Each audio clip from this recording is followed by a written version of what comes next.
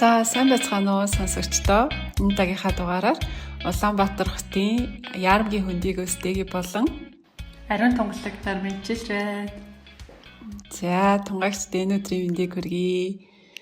За өмнө та бүхэн санаж байгаа бол бит хоёр хайрын 5 хэлний талаар бас цогтаа уншиж байсан те. Тэгэхээр тунгаагч минь өөрийгөө нэг товчхон танилцуулаач. Сайн байцгаана уу? Намайг Ариун тунгалаг гэдэг Томьёо сургуулийн хамтран үүсгэн байгуулагч, дэд захирлаар дээгийтэйгээ хамтдаа ажилладаг. Тэгээ бидний хувьд бол Монгол ирээдүй болсон хүүхдүүдийнхаа боловсрол, хөгжил, хүмүүжлийн төлөө хамтдаа чин сэтгэлээсээ зүтгэж ажилладаг. Тэгээ өнөөдөр бид хоёрын хувьд болохоор энэ шидэт мухлаг гээд бясалгал, за бас хүүхдийн бага насны хөгжөөлд сайн сайхан хүмүүс учирч ирээдүйд нь ямар гоёор нөлөөлж болдгийг ингээд харуулсан сайхан номыг хамтдаа хүргэж байгаадаа их догдолж байна.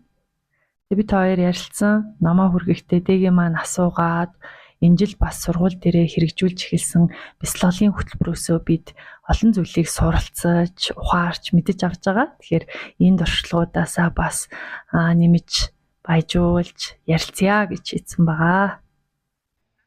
Тийм тэгээ тунгаагч минь бол миний одоо хайртай хамтрагч, нүмер нөөлөг ийм хайр гэрэлтүүлсэн сайхан хүн байдаг.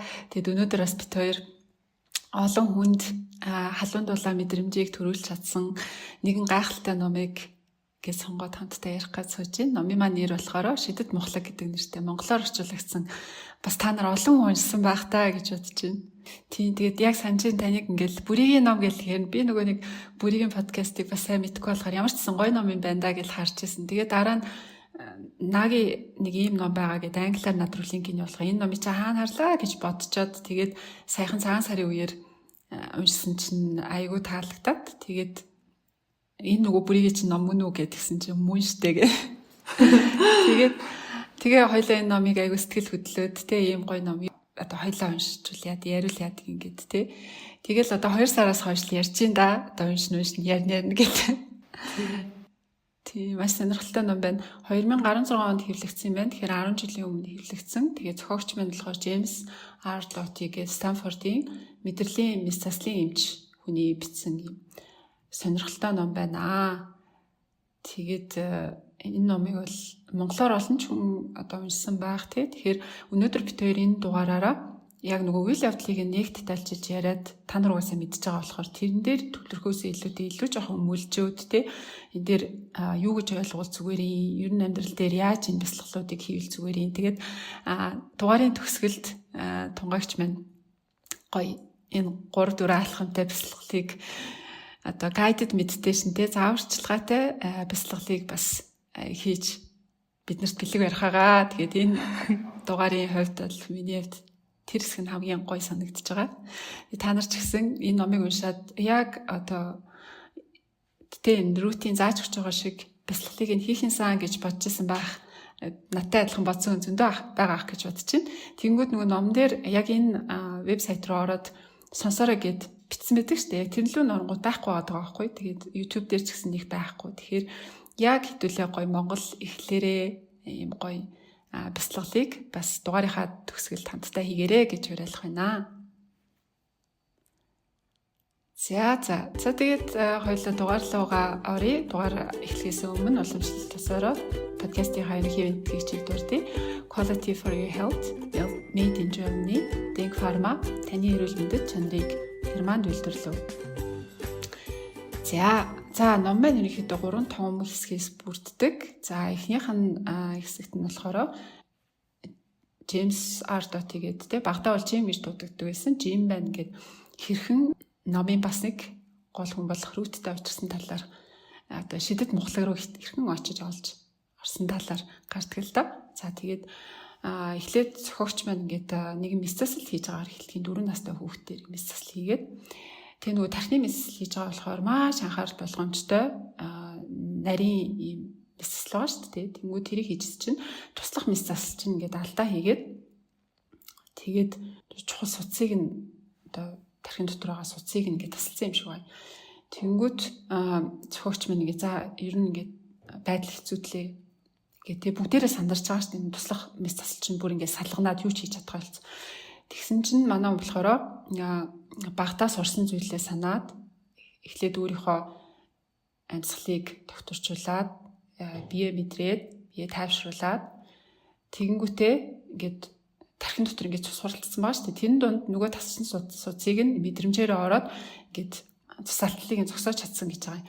Тэгэхээр зохиогч минь бол би энэ анхаарал төвлөрөлт өөрийгөө тайвшруулах зүйлийг багтаа 12 настайдаа Рут гэж хүнээс сурсан юм аа гэд. Тэгээд энэ ном хэрхэн Руттэй очиж байгаа талаар ярьж эхэлтгэлээ. Тэгээ энэ болохоор 1968 онд Калифорни мужийн, Америкийн Калифорни мужийн те Ланкастер гээд хотод одоо энэ 12 настай хүү амьдарч байгаагаар гээд дүрслэгддэг. Тэгээд хүү болохоор ээж нь юм жоох сэтгэл готролтой, аав нь архины хамааралтай бас тийм жоохон ядуу амьдралын боломжгүй юм айл байгаа юм л та. Тэгэл өдөрт ерөөсөө юу болдгоо гэхээр аав нь архиуж ирээл ээжтэй нь хэрэлдээл ингээл дандаа л хэрүүл урал болждаг. Тэгээд хоногийн хоолтой үгүйтэл амьдардаг.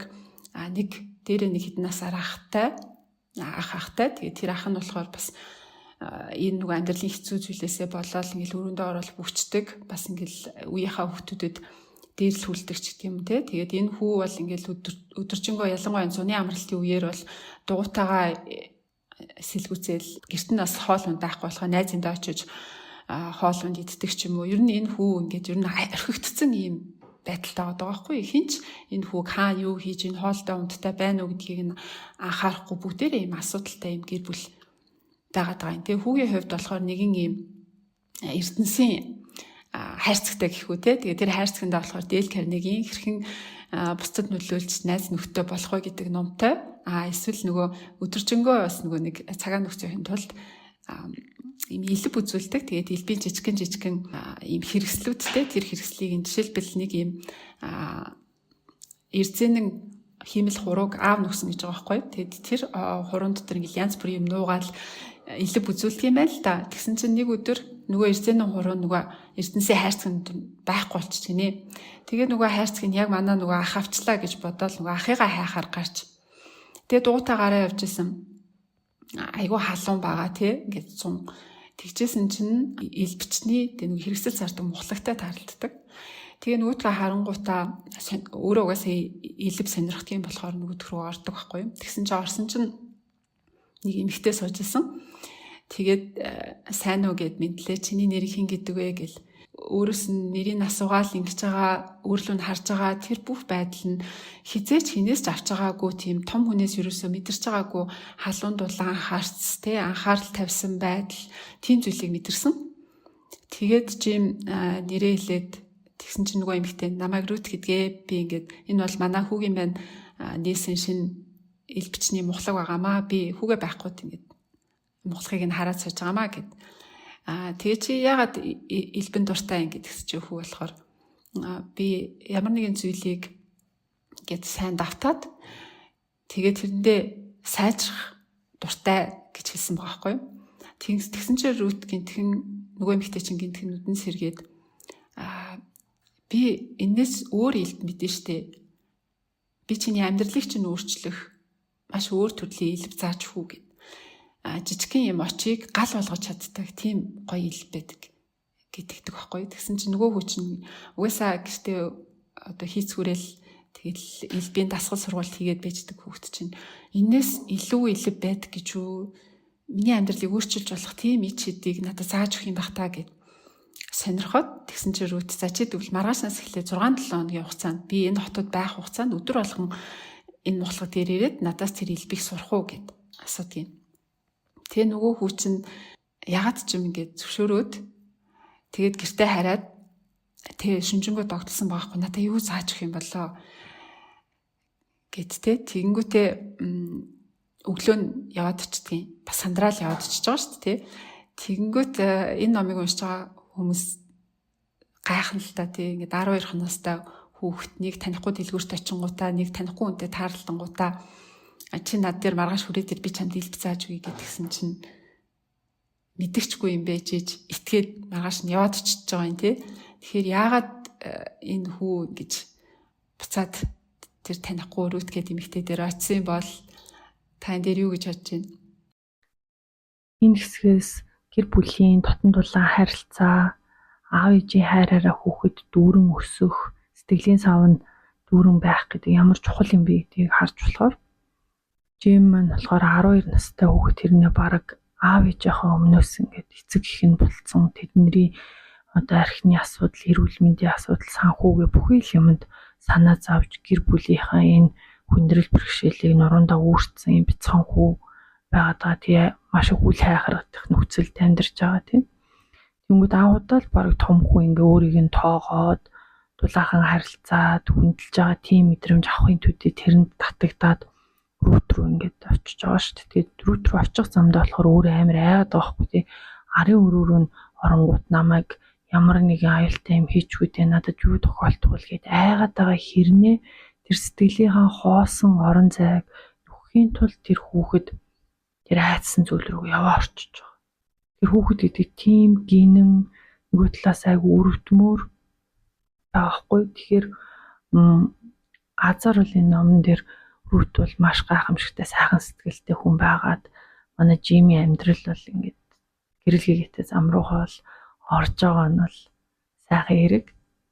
Тэгээ эндээс ээж аав хүн бол хүүхэд гэдэг сэтгэлийн савн хоосон дүүрэн биш юм үед бол бас аливаа ийм уруу татлага руу орохдоо маш амар хэлбэрхэн байд юм биш үү гэдгийг бас анзаармаар юм шиг санагдсан.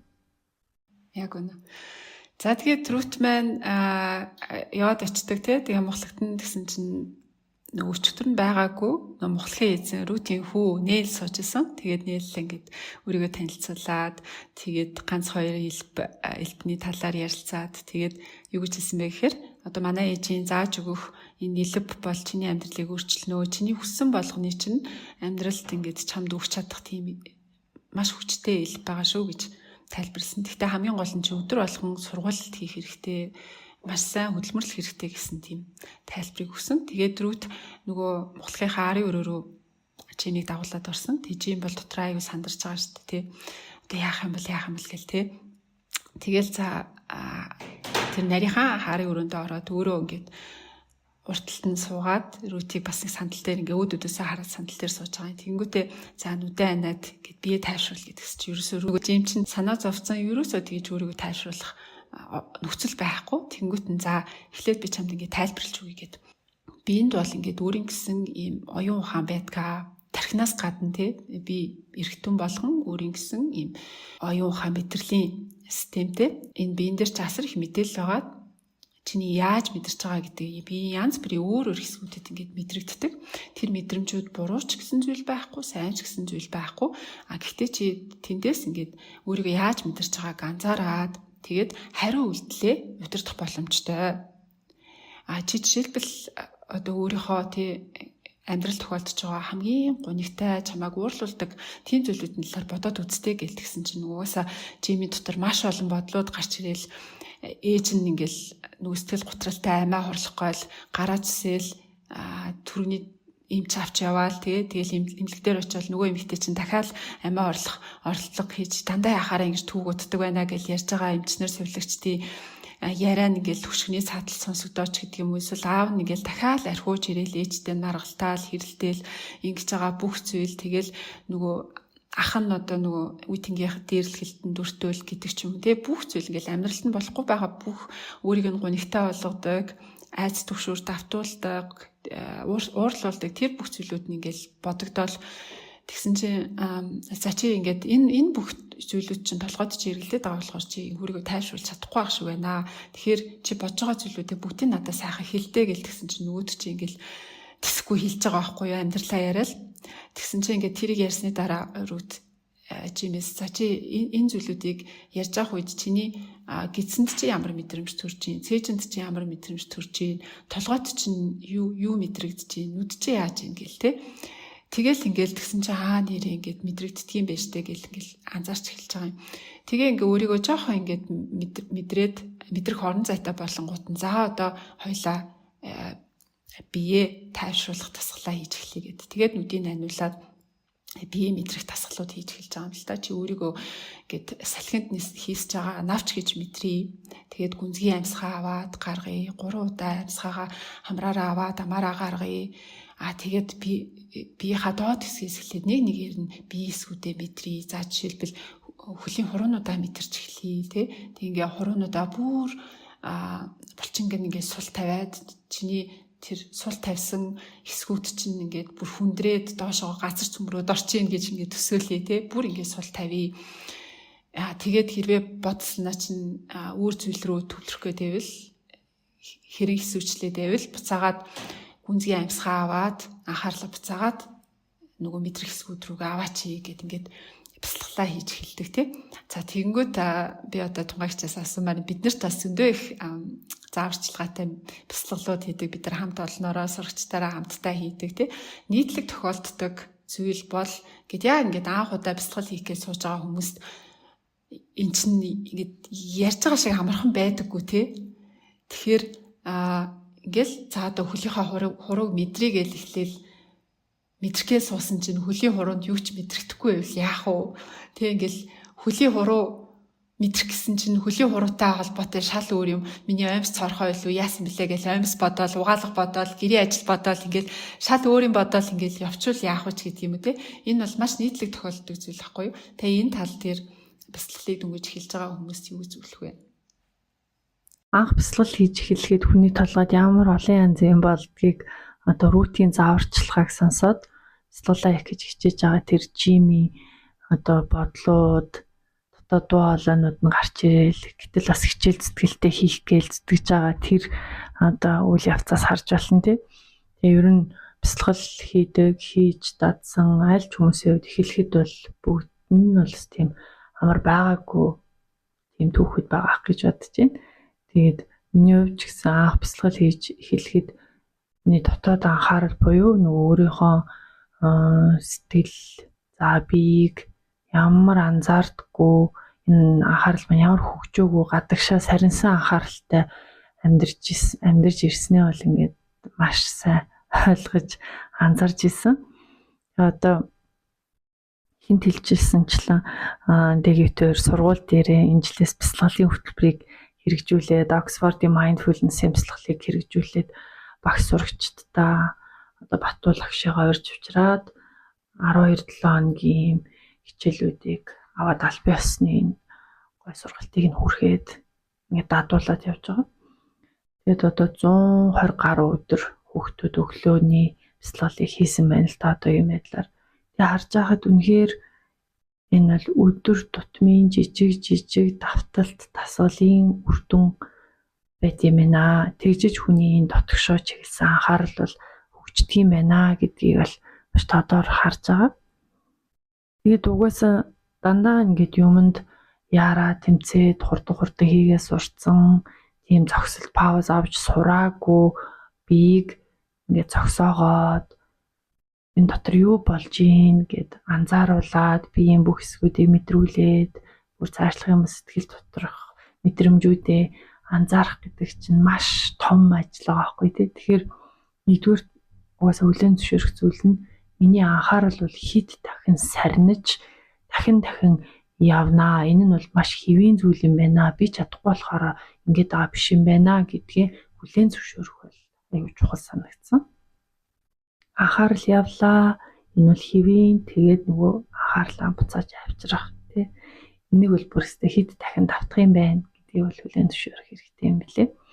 Энэ бодлоо дагаад явчихгүй байх. Эсвэл бодлоо зогсоох чинь гэдэг нөгөөдгөнтэйгөө одоо тэмцэлдээд байх биш. Нэг юмрх юм бодож ин доо гэд анзаараад анхаарлаа буцаагаад биеийнхаа одоо төвлөрж байгаа хэсэг рүү дахин авчрах гэдэг зүйлийг бол ихэнх үед бол маш их хэрэгтэй болдог тийм.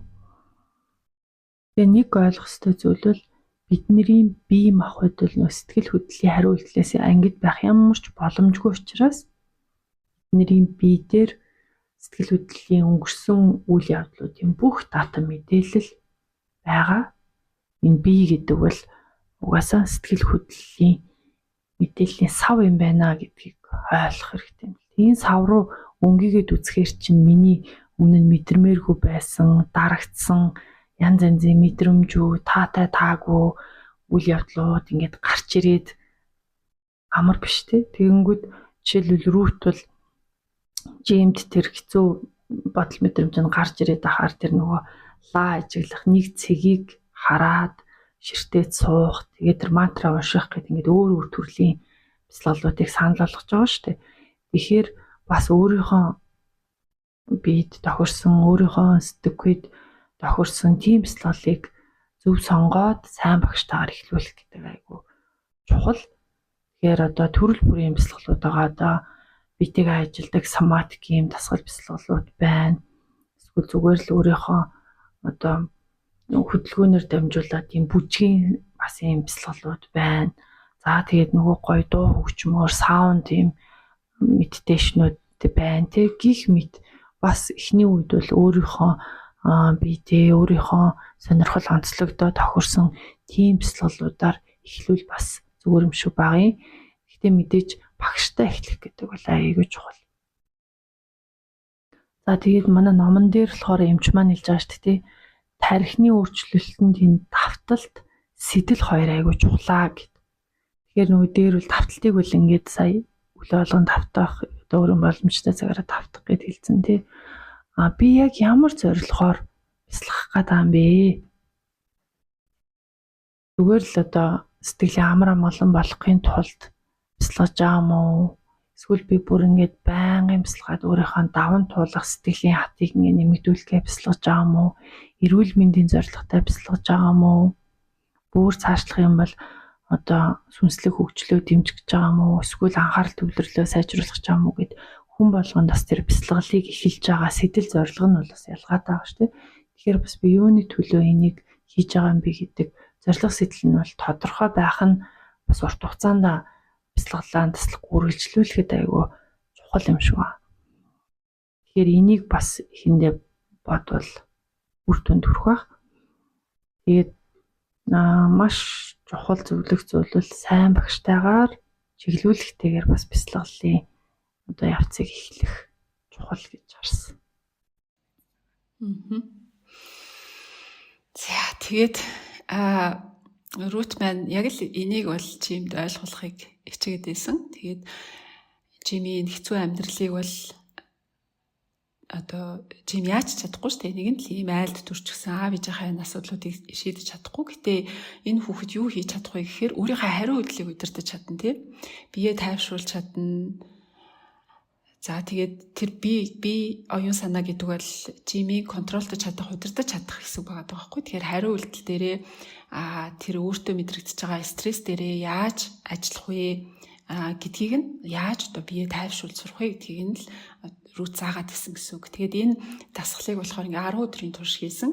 Руттэй цуг чим шид мухлаг дээр хийгээд тэгээд гэртээ очиод бас ууггүйгээр орой болгон гэд таслаа хийгээд яваад байсан. Тэгээ бас нэг бодлыг рут чимийг олж чимийг одоо чадна гэж итгэж одоо энэ засгалуудыг зааж өгсөн шалтгаан нь болохоор нөгөө илбээ ингээд би тасралтгүй давтах дуртай, сайжрах дуртай гэж хэлжсэн болохоор тэр үгэнд нь нас татгцсан болов энэ хүүхд байвал ингээ ууггүй тууштай хийх юм байна гэж итгэж бас зааж өгсөн болов гэж бодсон.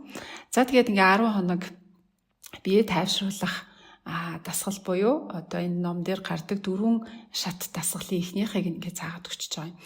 За тэгээд дараагийнх нь 11 дэх өдөр нь болохоор рут за одоо ингээд шинэ үе эхэлж байна. Би чамд ингээд бодлоо хэрхэн удирдах талаар, хянах талаар ингээд зааж өгөө гэдэгсэн. За тэгээд чимийн хувьд нөгөө гэртээ ингээд бясалгал хийх гээл суунгууд те одоо эхэндээ бол зөвхөн бие тайвшруулж байгаа шүү дээ. Гэхдээ тийм тайвшрахт бас тохиромжтой орчин биш байгаа байхгүй. Ээж аав нь байнга л муудалж идэг. Тэгэл эсвэл ингээд зургтын дуу чимээ байнга л сонсогдож идэг, тамхи үнэртдэг, цэвэр агаарч ингээд гүн гүнзгий уушиг төрөн авах боломж байхгүй. Тийм л орчинд ингээд энэ хүүхд өөрийгөө тайвшруулж сурах гал ингээд гүрийгээ суугаад байгаа гэсэн үг. Тэгэнгүүт одоо дараагийн үеийг эхэлж байгаа байхгүй юу? Дараагийн үеийн заа чи ингээд бодлоо анзаарах хэрэгтэй. Чи яг ингээд өөрийнхөө анзаарах юм толгойд чинь нэг юм радио нэвтрүүлэгч байнга л ярьж байгаа бүр тасралтгүй ингээл нэг юм яриад л байгаагаа чи анзаарах болно. Бодол бол яг л тийм байдаг. Хүнд тасралтгүйгээр хэдэн мянган бодол өдөрт суурч байдаг тий. Тэрийг ингээд бяцлаглалын ачаар дууг нь бага яархан болгоод магадгүй ингээд хэдэн секундээр тэр тасралтгүй ярьж байгаа дуу чимээг ингээд багсгаад чимээгүй болгоод тий. Тэгээ нэг хэдэн секунд чимээгүй болгож ирсэн бол магадгүй хэдэн минутаар чимээгүй болгоод энэ чадварыг бяцлахад зааж өгдөг юм аа. Тэгээд бяцлал хийсний хүчинд оюун бодлоо багч гисэн ингээд амраах юм боломжтой байдгаа гэж рут тайлбарлаж байгаа юм. Тэгээд тийм болохоор үнийг ингээд ойлгож байгаа юм. Гэхдээ яг ингээд бодол дээр анзаараад үцэнгүүт үнэхээр ингээд нэг бодлын араас олон бодол хөврөөл нөгөө ядчих тийм хэцүү амьдралтай хүүхд чинь янз бүрийн сэтгэл хөдлөлүүд ингээд дагаж орж ирээл үнэхээр энэ бодол дээр ажиллах ялангуяа нүдэн айнаад ингээд харанхуй зөвхөн өөрийнхөө энэ хэцүү амьдралын бодлуудтай нүүр тулаад суух гэдэг бол үнэхээр хэцүү сорилттой байсан. Тэгээд үүнийг энэ рүүтээс анзаараад за хоёлаа одоо арай өөрөөр үзье.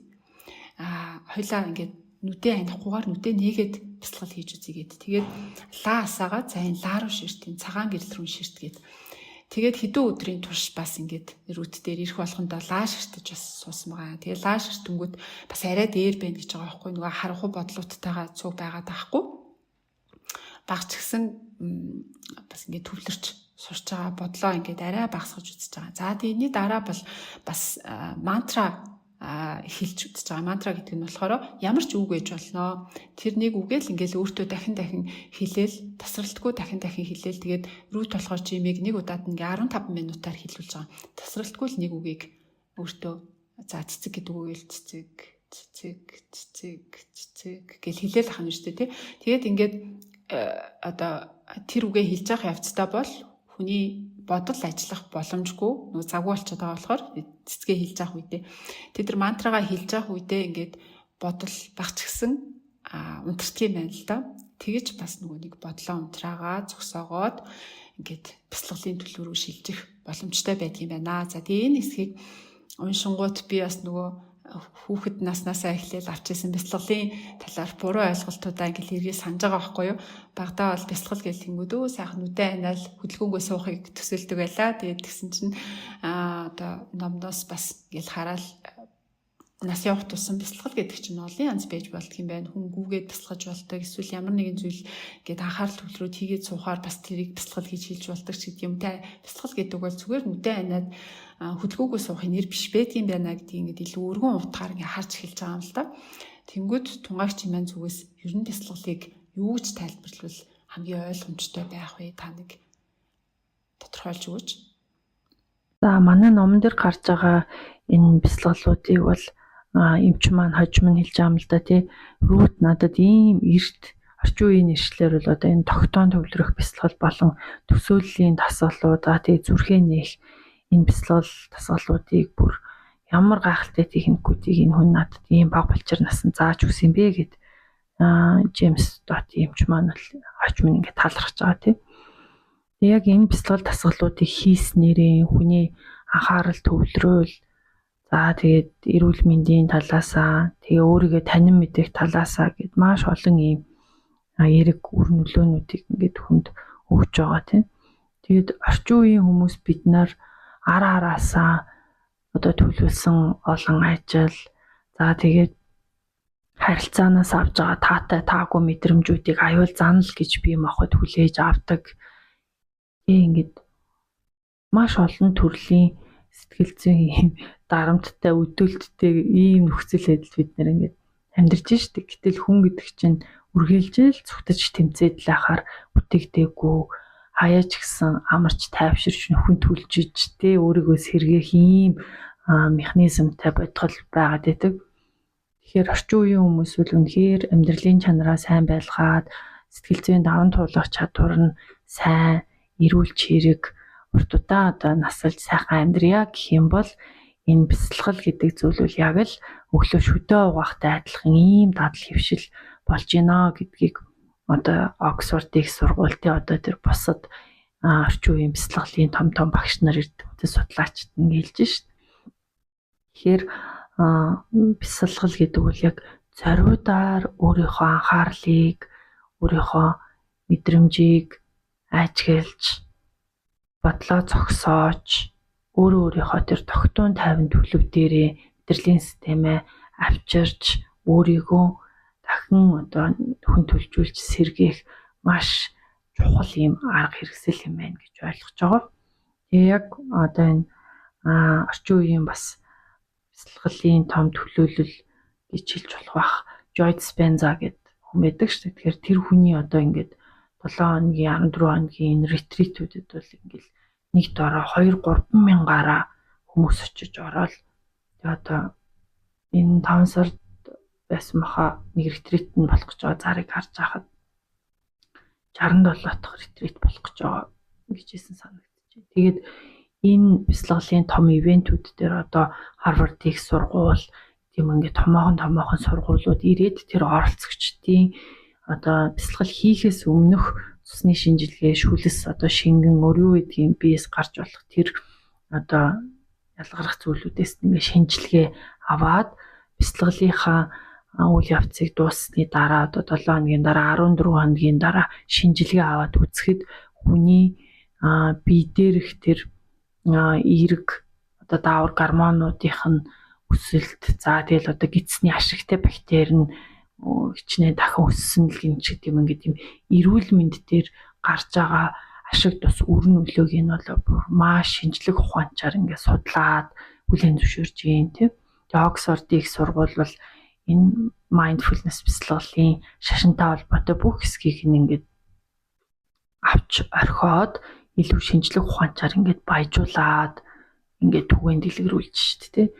Ингээ харахаар бид нэр өнөөдөр энэ бясалгал гэдэг зүйлийг нэг юм хуучны нүдэн айнаа суудаг өрөөсөө хоолч гэдэг юм уу ингэж бодох гэхээсээ илүү эртхэн шиг одоо AI сурж ийн гэж хаатай адилхан бясалгалыг бас өөрийнхөө сонирхох бясалгалаа өөртөө дадуулаад өөрийн бие махбодоо ажиглаад бодлоо бас хязгаарлаж унтрааж зогсоож сурах. Тэгээ тэрний ард өөрийнхөө тэр тогтуун тайван амар амгалан төлөвөөсөө амьдралаа харилцаагаа удирдахыг дадал болгоход бол одоо цаг алдалгүй л суралцах ёстой юм болов уу гэж ойлгож байгаа. Тэр ч утгаараас сурагчдаа энэ баг болчир наснаасаа өөрийнхөө дотоод анхаарлаа хөгжүүлээд бие сэтгэлийнхаа хэрэгцээг сонсоод энийг хангаж өгдөг ийм чадамжтай хүмүүс болохыг л хүсэж байгаа. Тэгэхээр бясалгал гэдэг бол одоо үнэхээр хүн бүхний л бас цагаа зарцуулж фитнест явж гин тий йогоор хичээлж гин биеийн дасгал хөдөлгөөн хийж гин гэж байгаатай адилхан энэ сэтгэл зүйг одоо хайрлах, хамгаалах, урт хугацаанд тасан зохицох, даван туулах чадвартай байлгахад туслах бүр хамгийн чухал одоо дадал хэвшил гэж ойлгож байгаа. За тэгээд жим байна болохоор бясалгалыг яг энэ бодлоо ажигладаг бясалгалыг хийж эхэлснээр юуг анзаарсан бэ гэхээр энэ миний толгой тархинд оюун санаанд ингээд дуграад л байгаа энэ DJ те ингээл тасралтгүй яриад л байгаа энэ бодлууд гэдэг маань би өөрөө биш юм байна. Би бол энэ дуу хоолойг сонсож байгаа нөгөө талд нь байгаа зүйл юм байна гэдгийг анзаарсан. Тэгээд энэ бодол болгонд хариу үйлдэл үзүүлээд авах шаардлагагүй. Өнгөрсөндөө харамсаж байгаа бодол эсвэл ирээдүгээс айж санаа зовж байгаа бодол энэ болгон руу автаад л те би өөрөө тэр бодол нь болцсон юм шиг мэдрээд байх шаардлагагүй. Тэр бодол ирчил байна, явчил байна гэдэг талаас нь илүү тайвнаар ажигладаг. Бодлоосоо өөрийгөө тусгаарлаж чаддаг болсноо анзаарсан. Тэгээд нэгэн үйл явдал байгаа юм л да. Ингээл гэртээ бясалгалаа игээл тасглаа игээл ингэ сууж бас чинь хажуугийн өрөөнд аав ээж хоёр нь ингээл муудалцаал чанга яриад тэгсэн жим болохоор айгүй тайвнаар гарч ирээд өөрөө ч бас тэндээ гайхсан гэж байгаа байхгүй юу? Тэр хоёр та хайртай шүү гэж хэлжээд өрөөргөө буцаад орсон гэж байгаа. Тэнгүүд нөгөө ойролж хасчихжээс аав ээж нар чимээг болоод тэгээд тэр жим тэр үед ерөөсөө тийм гонигтайч мэдрэмж төрөөгүй, уртайч мэдрэмж төрөөгүй зүгээр л гээд бүх нөхцөл байдлыг зүрх сэтгэлээрээ хүлээгээд авцсан. Тэг ингээд маш тийм тайван төлөвт байсан. Яг л тийм төлөвт одоо байлгахад тий бясалгал туслаад байгаа гэж ойлгож байна л доо. Тэгээд жим болохоор ээж аавыгаа өрөвдөөд ээж аав минь өөрийнхөө чадлаар л намайг хайрлсан. Энэ минь л хангалттай. Өмнө нь бол нөгөө маш их зүйл дуурн хүрдэг. Яагаад би ийм байдгийм болоо? Яагаад аав ээж ингэдгийм болоо гэл тийм мэдрэмжүүдтэйг ингээ холилдсон тэрийг өөрийгөө гэж ойлгоод байсан бол одоо болохоор тэрнээсээ өөрийгөө тусгаарлаад тийм мэдрэмжүүд байдаг. Гэтэ би тэр мэдрэмжүүд биш. Би тэр бодлууд биш. Би ингээ альва зүйлийг тайван байгаагаар нь хүлээж авах бүрэн чадамжтай гэдгийг анзаарч эхэлсэн байна. За тэгээд үргэлжлээд дараагийн шат хийлж байгаа юм л да. За одоо ингээд жим өөрийнхөө бодлыг таниад бодлоос өөрийгөө тусгаарлаа сурчлаа. Тэнгүү төрүүд түүнд 3 одоо бяцлаглалын 3 дахь шатыг танилцуулж эхэлдэг. За тэр танилцуулах өдрийнх нь өглөө жим ингээд нөгөө шид мухлаг руугаа дуутай явжсэн чинь нэг хүүхдийг 2 том биетэй хүүхд ингээд дээрлэх гэж зогсож ижилтэй. Тэгээд жим бол өмнө хизээч ийм дээрлэлтийн хажуугаар очиод ингээд дундуур нь ороод л тэгдэггүй байсан. За яшиг төвөг гэд өөрийгөө бодоод явдаг байсан бол яг ч юм гээд шууд тэр хүүхдүүдээр очиод та нар бойл гэд ингээд хэлсэн. Тэгээд нөгөө хоёр ч бүр гайхаад ингээд ирээд нэг том биетэй өөрөөс нь 2-оор ах бүли дээрлэгч банд байгаа байхгүй. Тэгээд ирээд чи юуг нэ одоо миний хүлийг үнс гэж би тэгсэн чинь жим болохоор нөгөө өөрийгөө тайвшруулах тасглаа санаал гүнзгий амьсгалал тэгээд би одоо энэ залууд өөрийгөө айлгах хүчийг өгмөөргүй байна гэж дотроо бодсон гэж байгаа байхгүй юу. Тэгээ маш тайвнаар ингээд үгүй би хүлээч үнсэхгүй гэх тэгээд нүдрөө ингээд ширтээд тэгээд ингээд яг үнэхээр тэр хүн рүү ингээд 50 тогтун ширтэнгүүт нөгөө дээрлэгч хүүгийн нүдэнд маш их тийм айц ингээд шарах сориу харагдсан. Тэнгүүд тэрийгээ нөгөө нэг эмзэг сул талаа харуулчихж байгаа дээрлэгч хүү чинь гинтхэн ингээд нүүр буруулаад далтчаад тэгээ санаа зовоод орхио явцсан гэж байгаа байхгүй юу. Тэгээд жим анх удаа ийм зөрөгтэйгээр тайван байсан өөрөөрөө бахархаад баатар болсон юм шиг санагдал. Тэгэл ингээл айгүй өөртөө итгэл төрөл жоохон хоцорсон ч гэсэн шид мухлаг руугаа яарад очсон чинь тэр үеэр нөгөө рүүт нээл гээд хүүтэйгээ нэг хүүгийн талаар л маргалтаад ийн гинэ чи ингээд тэр хүүг ингээд хүү далдаа гаргачлаа штэ одоо алтайгаа засахад оройтоогүй штэ гэл рүүт нээлт хэлээл нээл болохоор тэр чинь хүүхчтэй гэл тэнгүүд ягаад ч юм жим болохоор энэ хоёр миний талаар яриад тах шүү гэн. Ягаад нээл надад дургу байгаа юм болоо гэл шууд өөр дээрээ хүлээж аваад тэгээд ингээд рут гарч ирээд тэгсэн чинь манай жим тэслэгүүгээр та хоёр сайн миний талаар ярьж байсан нь ягаад нээл надад дургу байгаа юм би юу буруу хийсэн ингээл асуудаг байхгүй. Тэгсэн чинь чи битэрийг чиний нэрийг хэлж байгааг сонссноо ягаад чи өөрийнхөө талаар гэж бодсон ингээд үндэ бол би ингээд нээлийн хүүхд буюу өөрийнхөө ачийн талаар ярьчихсан юм хүн ер нь тэгдэг альва зүйлийг одоо өнгөрсөн амьдрал ч юм уу шарах сервисо болоод ингээд шууд яаранд үгнэлт хийдэг те таамагладаг. Тэгэхээр бидний тэр нөгөө сэтгэлийн гүнд байгаа шарах сорив зовлон зүдгүүд гэдэг бол хүнд тэгэж нөлөөлдгөө. Тэр шарах сорив зовлон руугаа хүн ингээд анхаарлаа хандуулад тэрийгэ эдгэх зүйлээ бас хийхгүй бол тэр нь чамд хүсээгүй нөлөөлдгөө.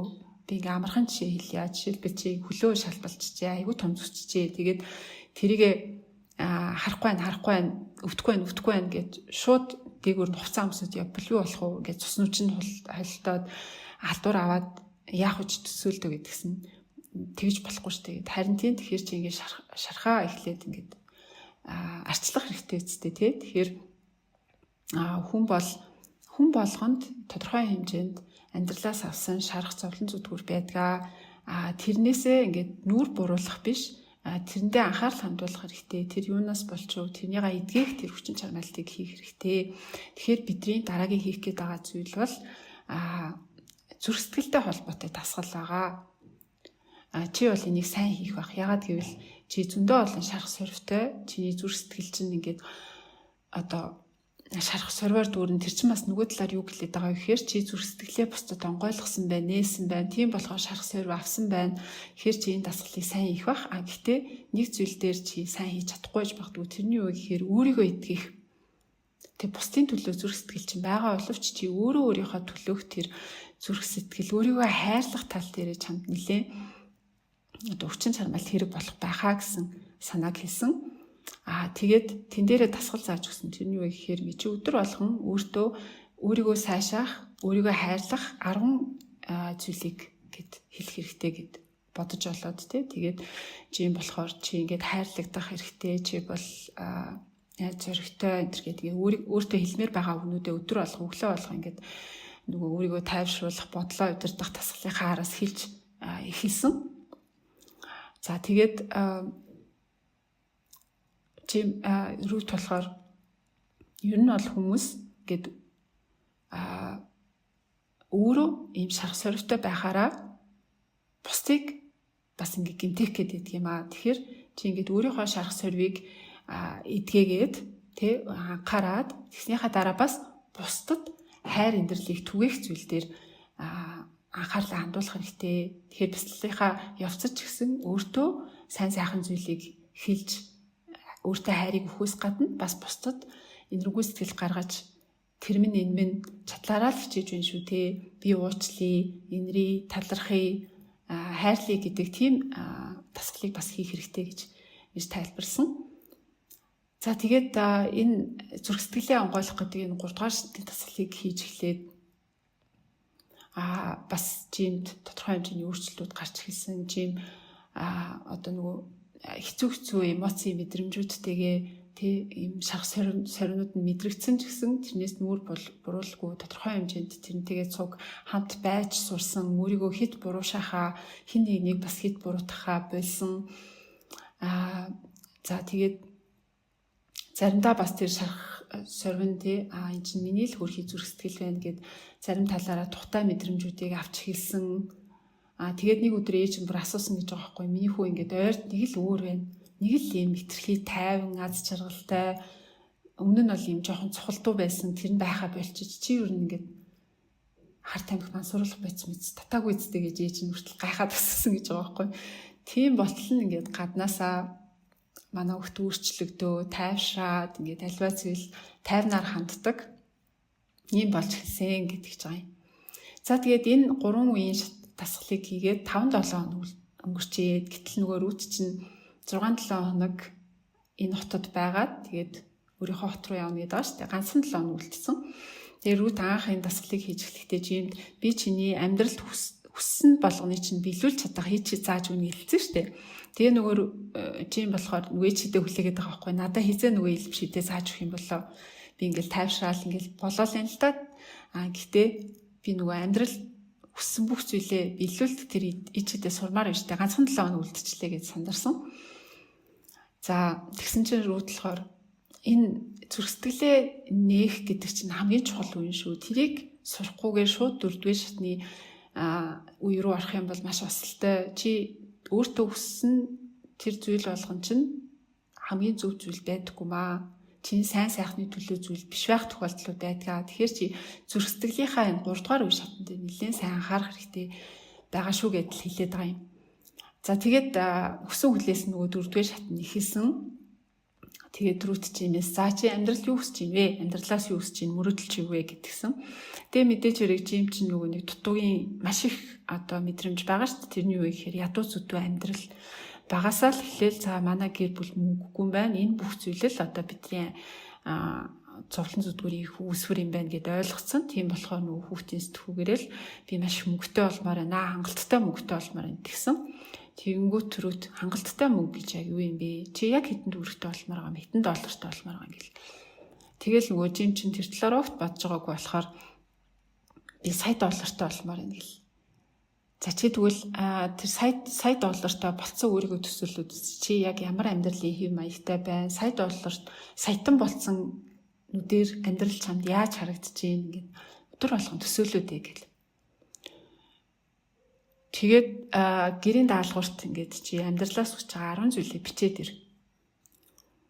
Тэгээд жим болохоор хамгийн түрүүнд нөгөө түрээсийн байранд амьдардаг тий. Тэгэл түрээсээ түлж чадахгүй болохоор байсгээл байрнаасаа хөөгчих гэдэг. Удахгүй бас нөгөө хөөгдөх үе нэхлэх гээд байгаа юм л да. Тэнгүүт ээж аавд минь хурдан мөнгө олдоод одоо байрнаасаа хөөгдөхгүй байх болтугай гэл эхнийхээ хүслийг бичээл. Хоёрдугаарт нь одоо би 4-р ангитаа нэг анги дээр нь эмч ирж яриа ижсэн мэл тэр эмчээс аягүй их урам зориг аваад би эмч болох ёсоо гэж мөрөөдчихсэн мэн. Тэрийгээ санаал би эмч болмоор байна гэж хичээл. Би мөнгөтэй болмоор байна гэл. Би Porsche унмаар байна гэл. Тэгэл нэг хөөрхөн 10 юм бичээл хөвчлэн материаллык зүйлүүд те эмч болмоор байна гэдгээс бусд нь ер нь л их мөнгөтэй холбоотой материаллык зүйл хүсэл. Тэгээ нөгөө листээ чагсаалтаа аваачаад рүүт үзүүлсэн рүүт хараад уншижснаа эмч болмоор байгаа мó энэ биш дээ чиний хүсэж байгаа зүйл энэ чинь сайн байна гэл магтаад тэгээд за чи ингээд эмч болсноор өөрийгөө төсөөлье өөрийнхөө оюун санааны цонхоор харъя тэр цонхоор ер нь юу харагдаж байна амьдрал яаж харагдаж байна гэд энийгээ айл болох чи бодтойгоор эмч болцсон байгаагаар ингээд төсөөлөх тусам энэ бэлэх магадлал байдаг юм а яагаад гэвэл одоо хүн их төсөөлөх тусам тэрийгэ бодтойгоор харах тусам тэндээ итгэсэн хүн яадаг вэ гэхээр тэрнийхээ төлөө хөдөлмөрлөдөг. Тэгээд тэр чинь бэлэх магадлал өндөр болт юм а гэж тайлбарлаж өгсөн байна. За тэгээд ингээд 1-7 хоногийн турш жим маань өөрийгөө тайвшруулах, бодлоо удирдах, заа зүрх сэтгэлээ нээх, өөрийгөө хайрлах, бусдыг хайрлах таслахынхаа араас дөрөвдөг үе шат буюу гээд өөрийгөө эмч болцсон байгаагаар төсөөлөх гэдэг энэ зүйлүүдийг рүүттэй цуг ингээд хийсэн. Гэртээ очиод мань хүн болохоор юу гэлүү төсөөлж байсан бэ гэхээр гэрээсээ хөөгдөхгүй байна. Түрээсээ амжилттайгаар түлж байна гэдгээ л ингээд төсөөлөд байсан. Тэгээд 6-7 хоног дууслаа. Манай рут маань одоо хот руугаа явах боллоо тий хотыг орхих орлоо. Энэ хоёрын ингээд 6-7 хоногийн сешн дууссан. Тэгээд хамгийн сүүлийн өдөр нь ингээд рут жимийг маш удаан чангаар тэврээд ингээд чи чадна би чамд итгэж байгаа гэд ингээд урамшуулад тэгээ жим ингээд айгүй энгийнээр баяртай гэж хэлээд байгаа ч юм шиг санагдал. Тэгэл ямар ч бас дугаа ундал гэртээ хараал тэгээ байжсэн чинь ингээд хаалга тогшоод хүн орж ирээд яг бид нар ингээд гэрээсээ хөөгдөх гэж энэ доо цагтаа ирээд бид нар хөөгч чинь доо гэж бодсон чинь нэг хүн ингээд дутуу бариад зогсчихсан. Энийг аавдаа хөргээд аавар чинь би олон сарын өмнө ажил хийлгэсэн юм аа мөнгөний удаачлаа уучлаарай гэж хэлээрээ. Тэгээд маш их мөнгө байсан. Тэгээд тэрийг харчаад рутин нөгөө нэг 4 дэх үе шатны нөгөө миний амьдралдаа хүссэн болгоны биелүүлнэ гэдэг ий шатнд биелчлээ гэж тэр хүүхд үнэхээр итгэл. Тэгээд хар хурдаараа дугуугаа амнаал рут дээр очил рут яг машиндаа суугаад явах гэжсэн. Тэрч аваад тэр чи ажилласан таны зааж өгсөн чи ажилласан гэл уйлал тэрүүлээл. Тэгээд рути юу гэж хэлдэг вэ гэхээр за чи ингээд чамд ямар хүч байгааг чи одоо олж харсан уу? Чиний ингээд бодол чинь чиний бодит зүйл болдгийм аа. Тэ гэд маш хүчтэй бодох хэрэгтэй, тэндээ итгэх хэрэгтэй, тэрний төлөө одоо хөдөлмөрлөх хэрэгтэй гэдэг тэр мессежийг өгөх гээд байгаа юм л та.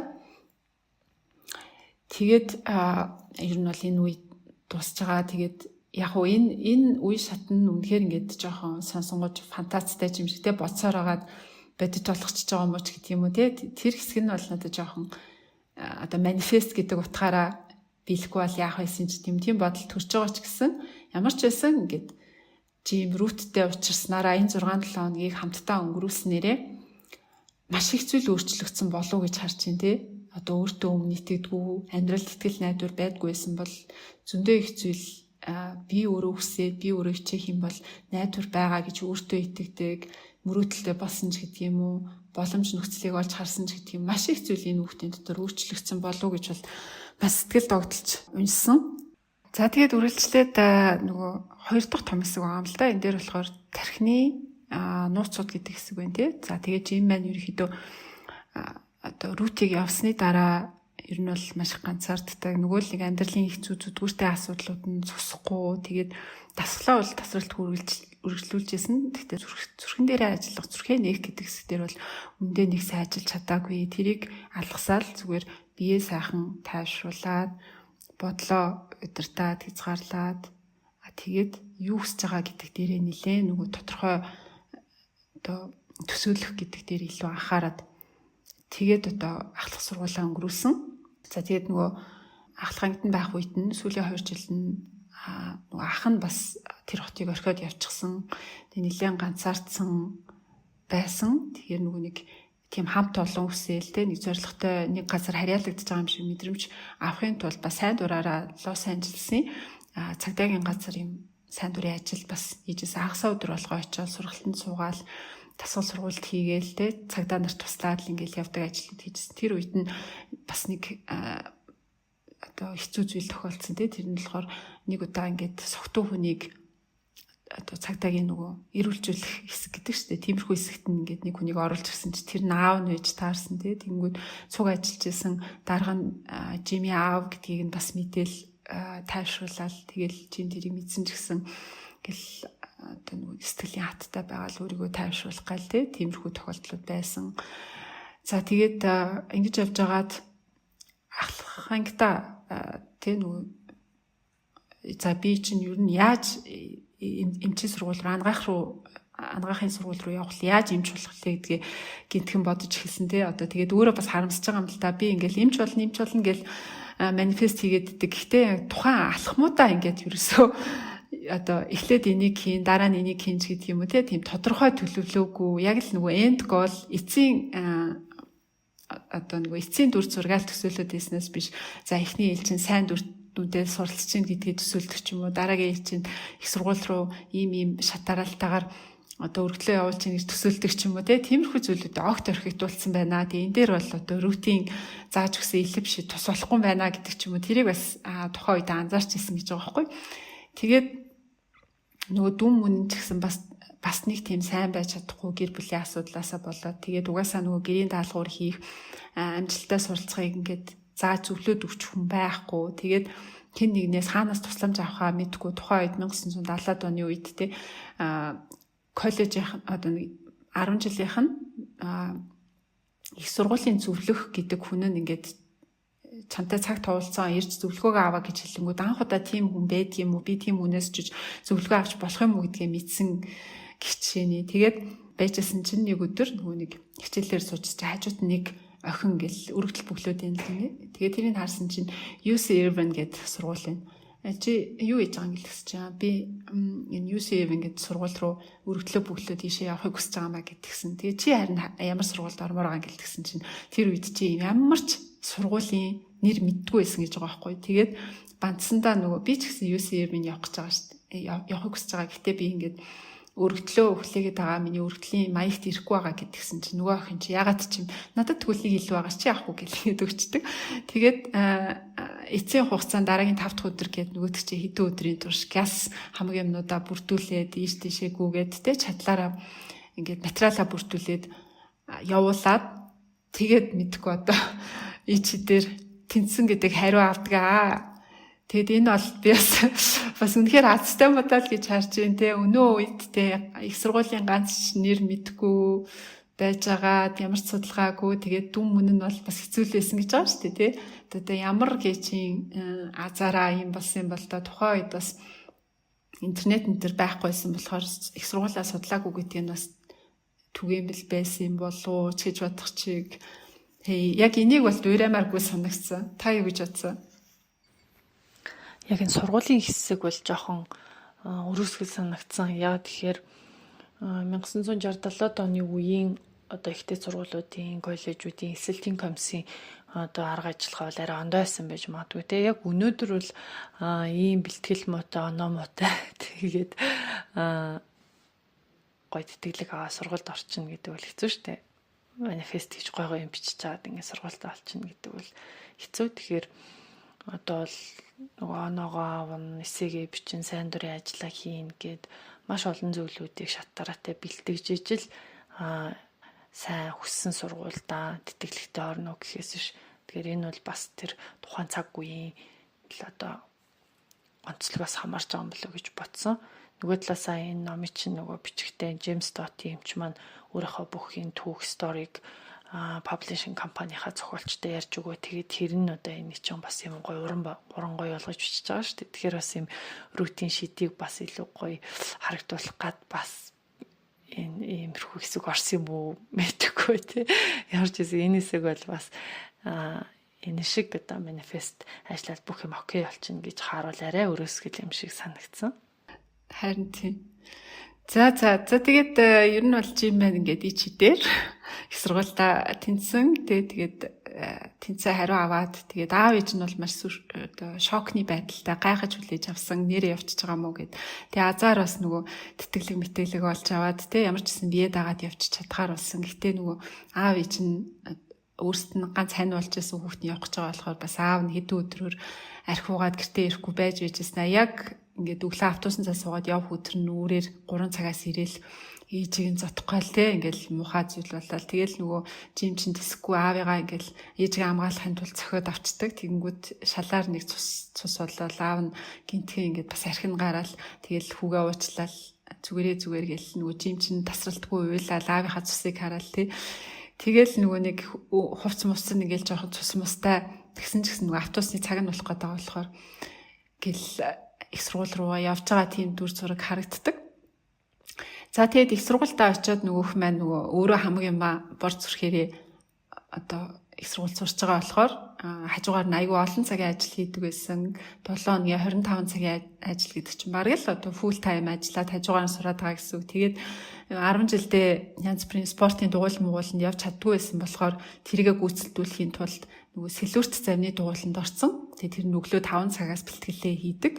Тэгээд ингээд хаяада бас нөгөө ээж нь амиа орлох оролдлогоо хийждэг ч юм уу. Тэнгүүт Ланкастер хот руугаа хэдэн цаг явж очиод нөгөө ээж байгаа эмнэлэг дээр асран ч гэдэг юм уу.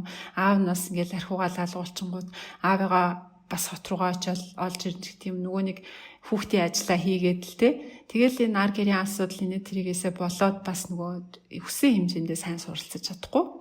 GPA голч нь 2.5 оноо 3 дугаар курстэй явж байгаа байхгүй. Тэгээ 3 дугаар курстэй нөгөө анагаахынхаа их сургуультай өргөдлөө явуулах үе нэхлэн. Тэнгүүд дор хаяж 3.8 GPA голчтой байх хэрэгтэй байдаг юм байна. Тэгээд тэндээ ерөөсөө хүрч чадахгүй. Тэгээд тэгсэн ч гэсэн би ингээд боломжоо хин нэгнэр хязгаарлуулмааргүй байна гэд нөгөөтг чинь тодорхойлт гаргаж өгдөг хороороо ингээд цаг авах гад хандсан чинь нарийн бичгийн хүүхэн нь дүнгийн голчийг харчаад тэгж хүмүүсийн цагийг үрээд хэрэггүй би цаг өгөхгүй гэд. Тэгээ нөгөөтг чинь айгүй тайвнаар би ингээд өөрийнхөө боломжийг хүнээр хязгаарлуулмаар байна. Би хүлээж авч чадахгүй.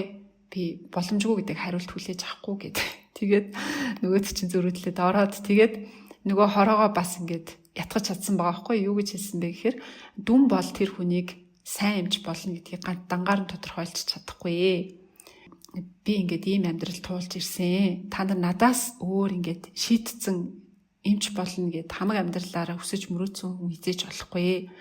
Тэгээд та нарыг би надад жоохон ч гэсэн итгээсэй л гэж хүсэж байна. Та нар ч гэсэн энэ өрөөнд хэн нэгэн та нарт боломж олгож итгэсэн болохоор л өнөөдөр ингээд өдий зэрэгтэй явж байгаа үсттэй. Тэгэхээр надад ч гэсэн тэр боломжийг өгөөч л гэж хүсэж байна гэд маш тийм зүрх сэтгэлээсээ гэ тайлбарлсан. Тэгээд хүмүүс нь тэрийг сонсон багш нь бас ингээд нэрэж тиймдээ бид нар бас хэтэрхий нөгөө нэг дүнч гэдэг юм уу тоогоор те хүнийг сайн эмч болох хэсгийг нь дүгндэг тийм байж болохгүй бид нар цааталт байгаа хүнийг нь бас харах хэрэгтэй байна гэд ойлгоод тэгээд ингээд тодорхойлт бичиж өгөөд тэгээд нэг зуны дадлаг ажилд Tulane Medical School гэд дангаахын их сургууль дээр бас дадлага ажил хийгээд за тэгээд нөгөөтгөө дадлага ажлынх нь уг нь бол өргөдөл явуулах хугацаанаас дууссан байсан чинь манай жим байна одоо маш дайчин юм болохоор тий боломжгүй гэдэг хариултыг хүлээж авдаггүй хүн болохоор шууд л програмынхаа дарга руу нуцаар яриад дахиад амьдралынхаа түүхийг яриад л тий тэгэл ятгаал тэгэл нөгөөтгөнд нөгөө програмда тэнцэл явах болсон чинь онгоцны зардал байхгүй, тийсний зардал байхгүй. Тэгэл аав нь бас тэр үед шоронд орцсон гэл. Тэгэл аав намайг ирээд авчаач ээж чинь намайг гэртээ оруулахгүй, буцааж авахгүй гэдэг гэл. Тэгэл нөгөөдөг чи хоол хүнс дотор байрныхаа $200 барайл аавдаа аваач ч өгөөл. Тэгсэн чи аав нь яагаад ч юм нөгөө нэг хүүгийнхаа талаар сонсчоод хэдэн 7 хоногийн дараа чек явуулсан гэж байгаа байхгүй $1000 чек явуулаад ингээд анагаахын их сургуулийнхаа дадлагын ажилд нь одоо онгоцоор очих зардлыг ингээд явуулсан гэж байгаа. Тэгэл ингээд нөгөө азар ч юм уу золоор ч юм уу иймэрхүү зүйлүүд тохиолдоод дадлага ажиллагаа маш амжилттайгаар дүүргээд анагаахын их сургуульд орох шалгалтаа бас өндөр оноо авч чадаад тэгээд нөгөө анагахт орох хариугаа ингээд сонсох гээд хүлээжсэн чи аав нь гинтхэн өнгөрчдөг. Тэгээд энэ золгүй явдал болоод энэ зүйлүүдийг ингээд давж туулаад байжгаад их сургуулиас ямар ч байсан тэнцсэн гэдэг хариу аваа. Тэгээ нөгөө анагаахын их сургуультай орох гэсэн чинь нөгөө одоо сурж байгаа их сургуулийнх нь кредит нь хүрэхгүй байх гэдэг. Тэгээд нөгөөдөг чинь анагаахынхаа сургуультай хэлээд одоогийн сургуультай бас хэлээд би ингээд анагаахтаа сурсан зарим нэг кредитээ хуучин сургуулийнхаа дүнгээр кредитэд тооцоолаад ингээд төгссөн дипломоо дараа нь авч болох уу гэдэг ингээд. Ер нь бол маш их тэр нөгөө нэг яагаад болохгүй гэж гисэн байдалтайгаар эдгээр асуудлуудад хандаж бас зөрөгтэйгээр хөцлөж явсны үр дүнд ингээд амжилттайгаар анагаахын сургуульд орсон. Тэгээ анагаахын сургуульд орсон хойноо бол үнэхээр амжилттай сурч чадсан. Яагаад гэвэл scholarship авч чадсан. Дээрээс нь нэг цэргээс ингээд тэтгэлэг аваад тэгээ цэрэг бол цэргийн айрмаас ингээд бүх юмээ даагаад бүх зардлын даагаад ингээд цэвэр 100% эмч болох сургалтандаа анхаарах тийм боломжийг хангаж өгч чадсан. Тэгээ тэр сургалтаа авч явах үедээ анх удаа миний энэ олон жил хийсэн бясалгал гэдэг бол одоо тийм миний ямар их тэгж анхаарал төвлөрөх чадвар тэг юмыг ингээд тогтоох чадвар, цээжлэх чадвар, дүн шинжилгээ хийх чадвар, тэг бусад зүйлд ингээд сарнилгүйгээр төвлөрөх чадварт нөлөөлсөн юм бэ гэдгийг ингээд анзаарсан. Тэгээд зохиогч бас номоо бичиж байхдаа 2013 онд UC Santa Barbara гэдэг их сургуулийн хийсэн судалгааг бас ирж татсан байсан. Тэн дээр нь болохоор одоо магистр сурч байгаа оюутнууд 2-7 хоног л бясалгал хийхэд сурах чадвар, төвлөрөх чадвар нь ямар их өндөр сайжирч байгаа талаар тийм судалгаа хүртэл байсан мэлээ. Тэгэхээр ингээд бясалгал олон жил хийсний үр дүнд одоо жин маань ангаахаар сурч байгаа үедээ бол үнэхээр цойлж чадсан. Тэгээд хоёр ч одоо програмаас резидент хэмжээр ажиллах ингээд урилга аваад тэгээд нөгөөдөг чинь бол бүр үнэхээр ингээд өөрөөрөө ингээд өөртөө маш их ихтэй болоод өөрөөрөө барахж эхэлсэн гэж байгаа байхгүй юу. Тэгээд ер нь нэлээд тийм нөгөө бас дарга маргатайгаа хэрэлдүүл хэрэлцдэг, хэлбэл хилчдэг гэтээ яг хүн жишээ сэтгэлээс эмч болохыг хүссэн хүн болохоор өвчтнүүдтэйгээ бол үнэхээр ингээд бас хичээж ажилдаг тийм сайн эмч болж чадсан гэж байгаа юм. Тэгээд эмчийн ажил чинь ялангуяа резидент хүн чинь ямар их ачаалтай байдаг лээ. Энэ ачааллынхаа хажуугаар нөгөө дасгалаа хийхээ байсан. Тэгээд дасгалаа хийхээ болоод ингээд явж байгаад нэг том осолд ордог.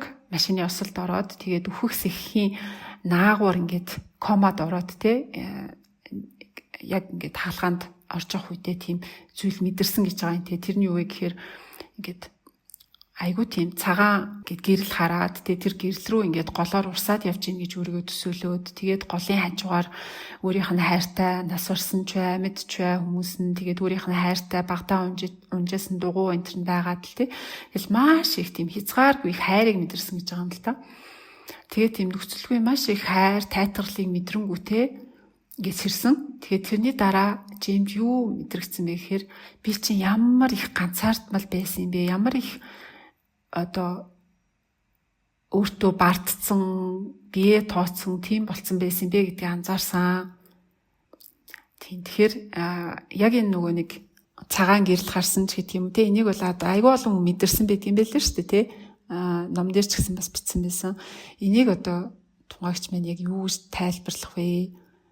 Яг хүн ингээд заавал үхэх сэхийн наагур очиж ийм хязгааргүй хайр, инрэл ийм тайтгарлыг мэдрэх боломжтой байдаг юм уу? Эсвэл одоо бясалгалаар дамжуулаад бас бид нар ийм гоё зүйлийг мэдрэх боломж байдаг юм уу? Энэ цагаан гэрлэлийг нөгөө эмч маань ослын дараа мэдэрч байгаа энэ хэсэг байгаа тий. Энэ дээр болохоор эмч маань энэ талын бас төрөл бүрийн судалгаануудын талаар өөрөө хуваалцсан байдаг тий. Тэгээд эндээс эмчийн хэлж байгаа зүйл бол яг эний хариуг нь олох гол нууцыг нь олоод батлах нотлох шаардлагатай зүйл бол угаасаа энэ бишээ. Тэгээд би ер нь үсэн ч байж мэднэ, нөхөөгүй ч байж мэднэ. Би өөрөө мэдэхгүй байна гэж байгаа шүү дээ.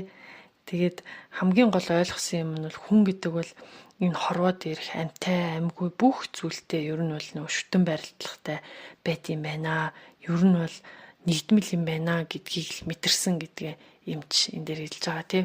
Тэгэхээр нөгөө өөр ном зохиолууд дээр ч гэсэн янз янзын сүнслэг зүйлийг хуваалцдаг ярьдаг энэ төр хүмүүсийн түүхийг сонсохоор хөвчлэн бас ийм клиник бүхэлд ингээд орж үзсэн, ийм гэрэл харсан Ингээл одоо саяны энэ ном дээр төрсөлж байгаа маш олон хүмүүс Америкт энэ осолд орсон хүмүүсийн дунд ийм зүйл харсан хүмүүсийн тоо их байдаг мэддэг энэ үе ном дээр байгаа эмчийн өөрийнх нь танилцуулж байгаа судалгаанууд байгаа шүү дээ. Тэгэхээр иймэрхүү зүйлүүд бол хүмүүст бас нэлээд болд юм байна л гэж одоо өөр бусад номноос уушсан зүйлүүд дээр бол тэгж бодсон.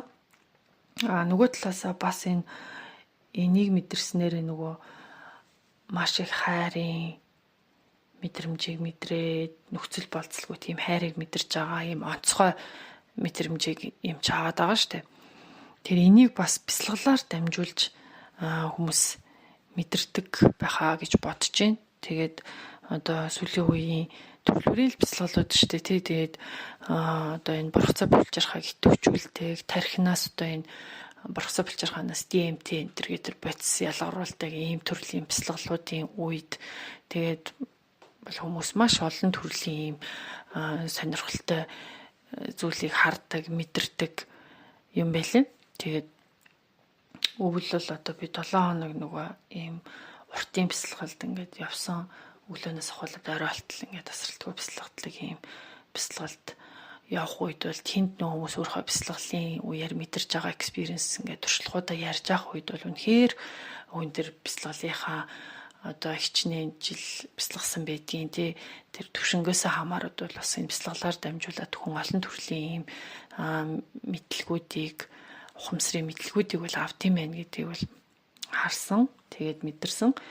Тэгэхээр бол миний хувьд бас яг л энэ эмчтэй адилхан энэ төрлийн зүйл дээр бол айгүй тийм нээлттэйгээр сониуч байдлаар бол бас ханддаг. Тийм тэгэхээр клиник хүлээр дамжуулж зарим хүн бол амьдралынхаа утга учирыг юу чухал биш юм миний энэ хорвоод ирсэн зорилго чиглэл үе ингэж харж байхад зарим хүн бол илүү энэ бяцлаглаараа сүнслэг хөгжлөөрөө дамжуулаад бас өөрийнхөө зорилго чиглэлийг олох одоо энэ нэгдмэл юм байна гэдэг ойлголтыг авах ч гэдэм юм ингээд энэ бол айгүй тийм нээлттэй л хандах сэдв юм шиг санагдчихэ.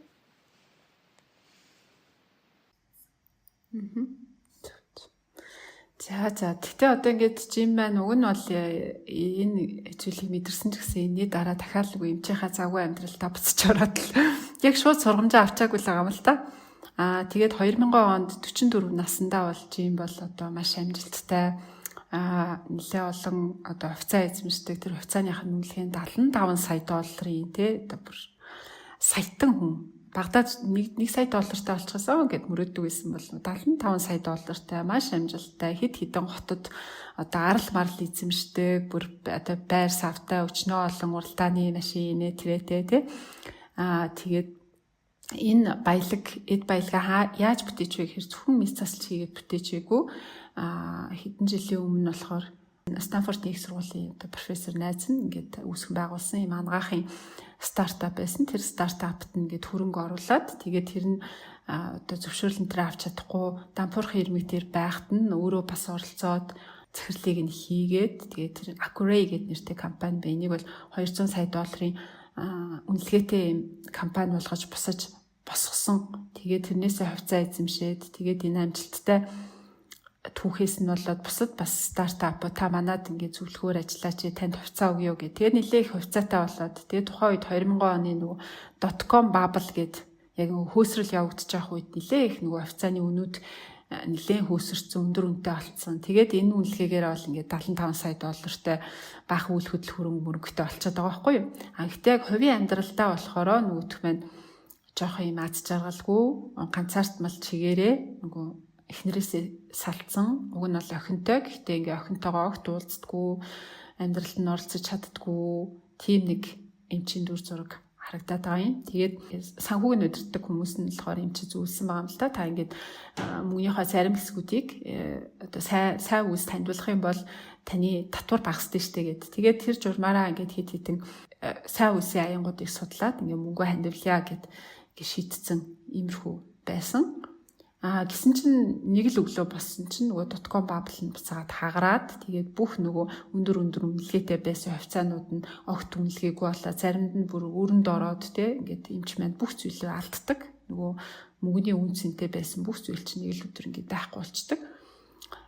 Тэгээд нөгөө үнтэй сайхан байрнаасаа ингээд гарах болоод юмнуудаа хурааж агаад нөгөө Багдаа нандинжээс Эрдэнэсийн хайрцаг болдог байхгүй. Нөгөө Эрдэнэсийн хайрцаг дотор нь руттэй уучраад те 6-7 хоног хийжсэн дасгалуудынхаа талаар бичсэн ийм дэвтэр нь байсан. Тэгээ нөгөө дэвтрээ ингээд уншаад бүр өчнөө олон жил нөгөө бяцлаглаа хийгээгүй хөндөрсөн байгаа шүү дээ. Тэгээд нөгөөдхөө эргэж санаад тэгээд тийм юунууд нь туссан бэ гэхээр чиний хүссэн зүйл чинь дандаа зүв байдаггүй, дандаа чамд хамгийн сайнаар үйлчлдэггүй гэсэн үг нь байдаг байхгүй. Тэгэл нөгөө толгойр нь ёнг хийж ороод би юун дээр алдчихваа гэл те. Тэгээд бодсон чинь яг нөгөө 3 дугаар алхам буюу зүрх сэтгэлээ нээх, бусдад нээх, өөртөө нээх те.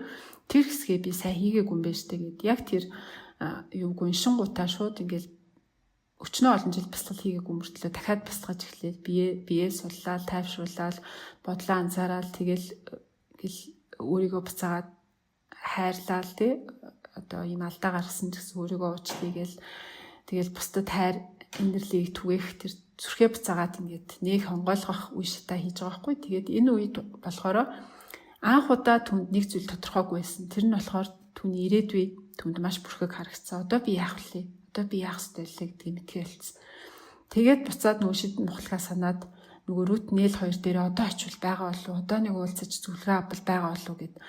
Одоо эндээс явал хэдхэн цагийн зайтай газар байгаа штэ гэл. Тэгэл машинаа унаал Ланкастер хот руугаа шидэн мухлаг руугаа очдөг. Тэгснэ очсон чинь нөгөөх нь айл хэдийн байхгүй болсон. Тэгээд сураг ажиг гарах гэсэн чи хинч мэдгүй айл хэдийн ингээд одоо тэр мухлаг бол хаагдсан байсан. Тэгээ хожмоо сонсоход болохоор рут бол айл хэдийн 1979 онд үүд болсон. Өхний хор тадраар үүд болсон байсан. Хожмоо сонсдог. Тэгээ нээлийн сургийг бас гаргаж авч чадаагүй. Тэгээд түнд үлдсэн цорын ганц зүйл бол нөгөө тэмдэглэлийн дэвтэр дээрээ бичиж авсан зүйлүүд байгаа байхгүй. Тэгээд тэмдэглэлийн дэвтрээ дахиад харсан. Тэгсэн чинь зүрх сэтгэл бол чиний луужин юм аа. Чи хэрвээ хизээ нэгэн цагт яхаа мэдхгүй төрөлдөх юм бол зүгээр зүрх рүүгээ өнгийж хараа. Тэр чамайг зүв рүү чинь чилж залах болно гэсэн өгүүлбэр нүдэнд нь тусдаг. Тэгээд рут надад нэрээ анхааруулж ирсэн штэ. Юу хүсэхээ бодохын өмнө эхлээд зүрхээ нээ гэж хэлчихсэн штэ. Юу надад утга учиртай билээ гэдгээ сайн анзаарах хэрэгтэй байсан юм биш штэ гэд.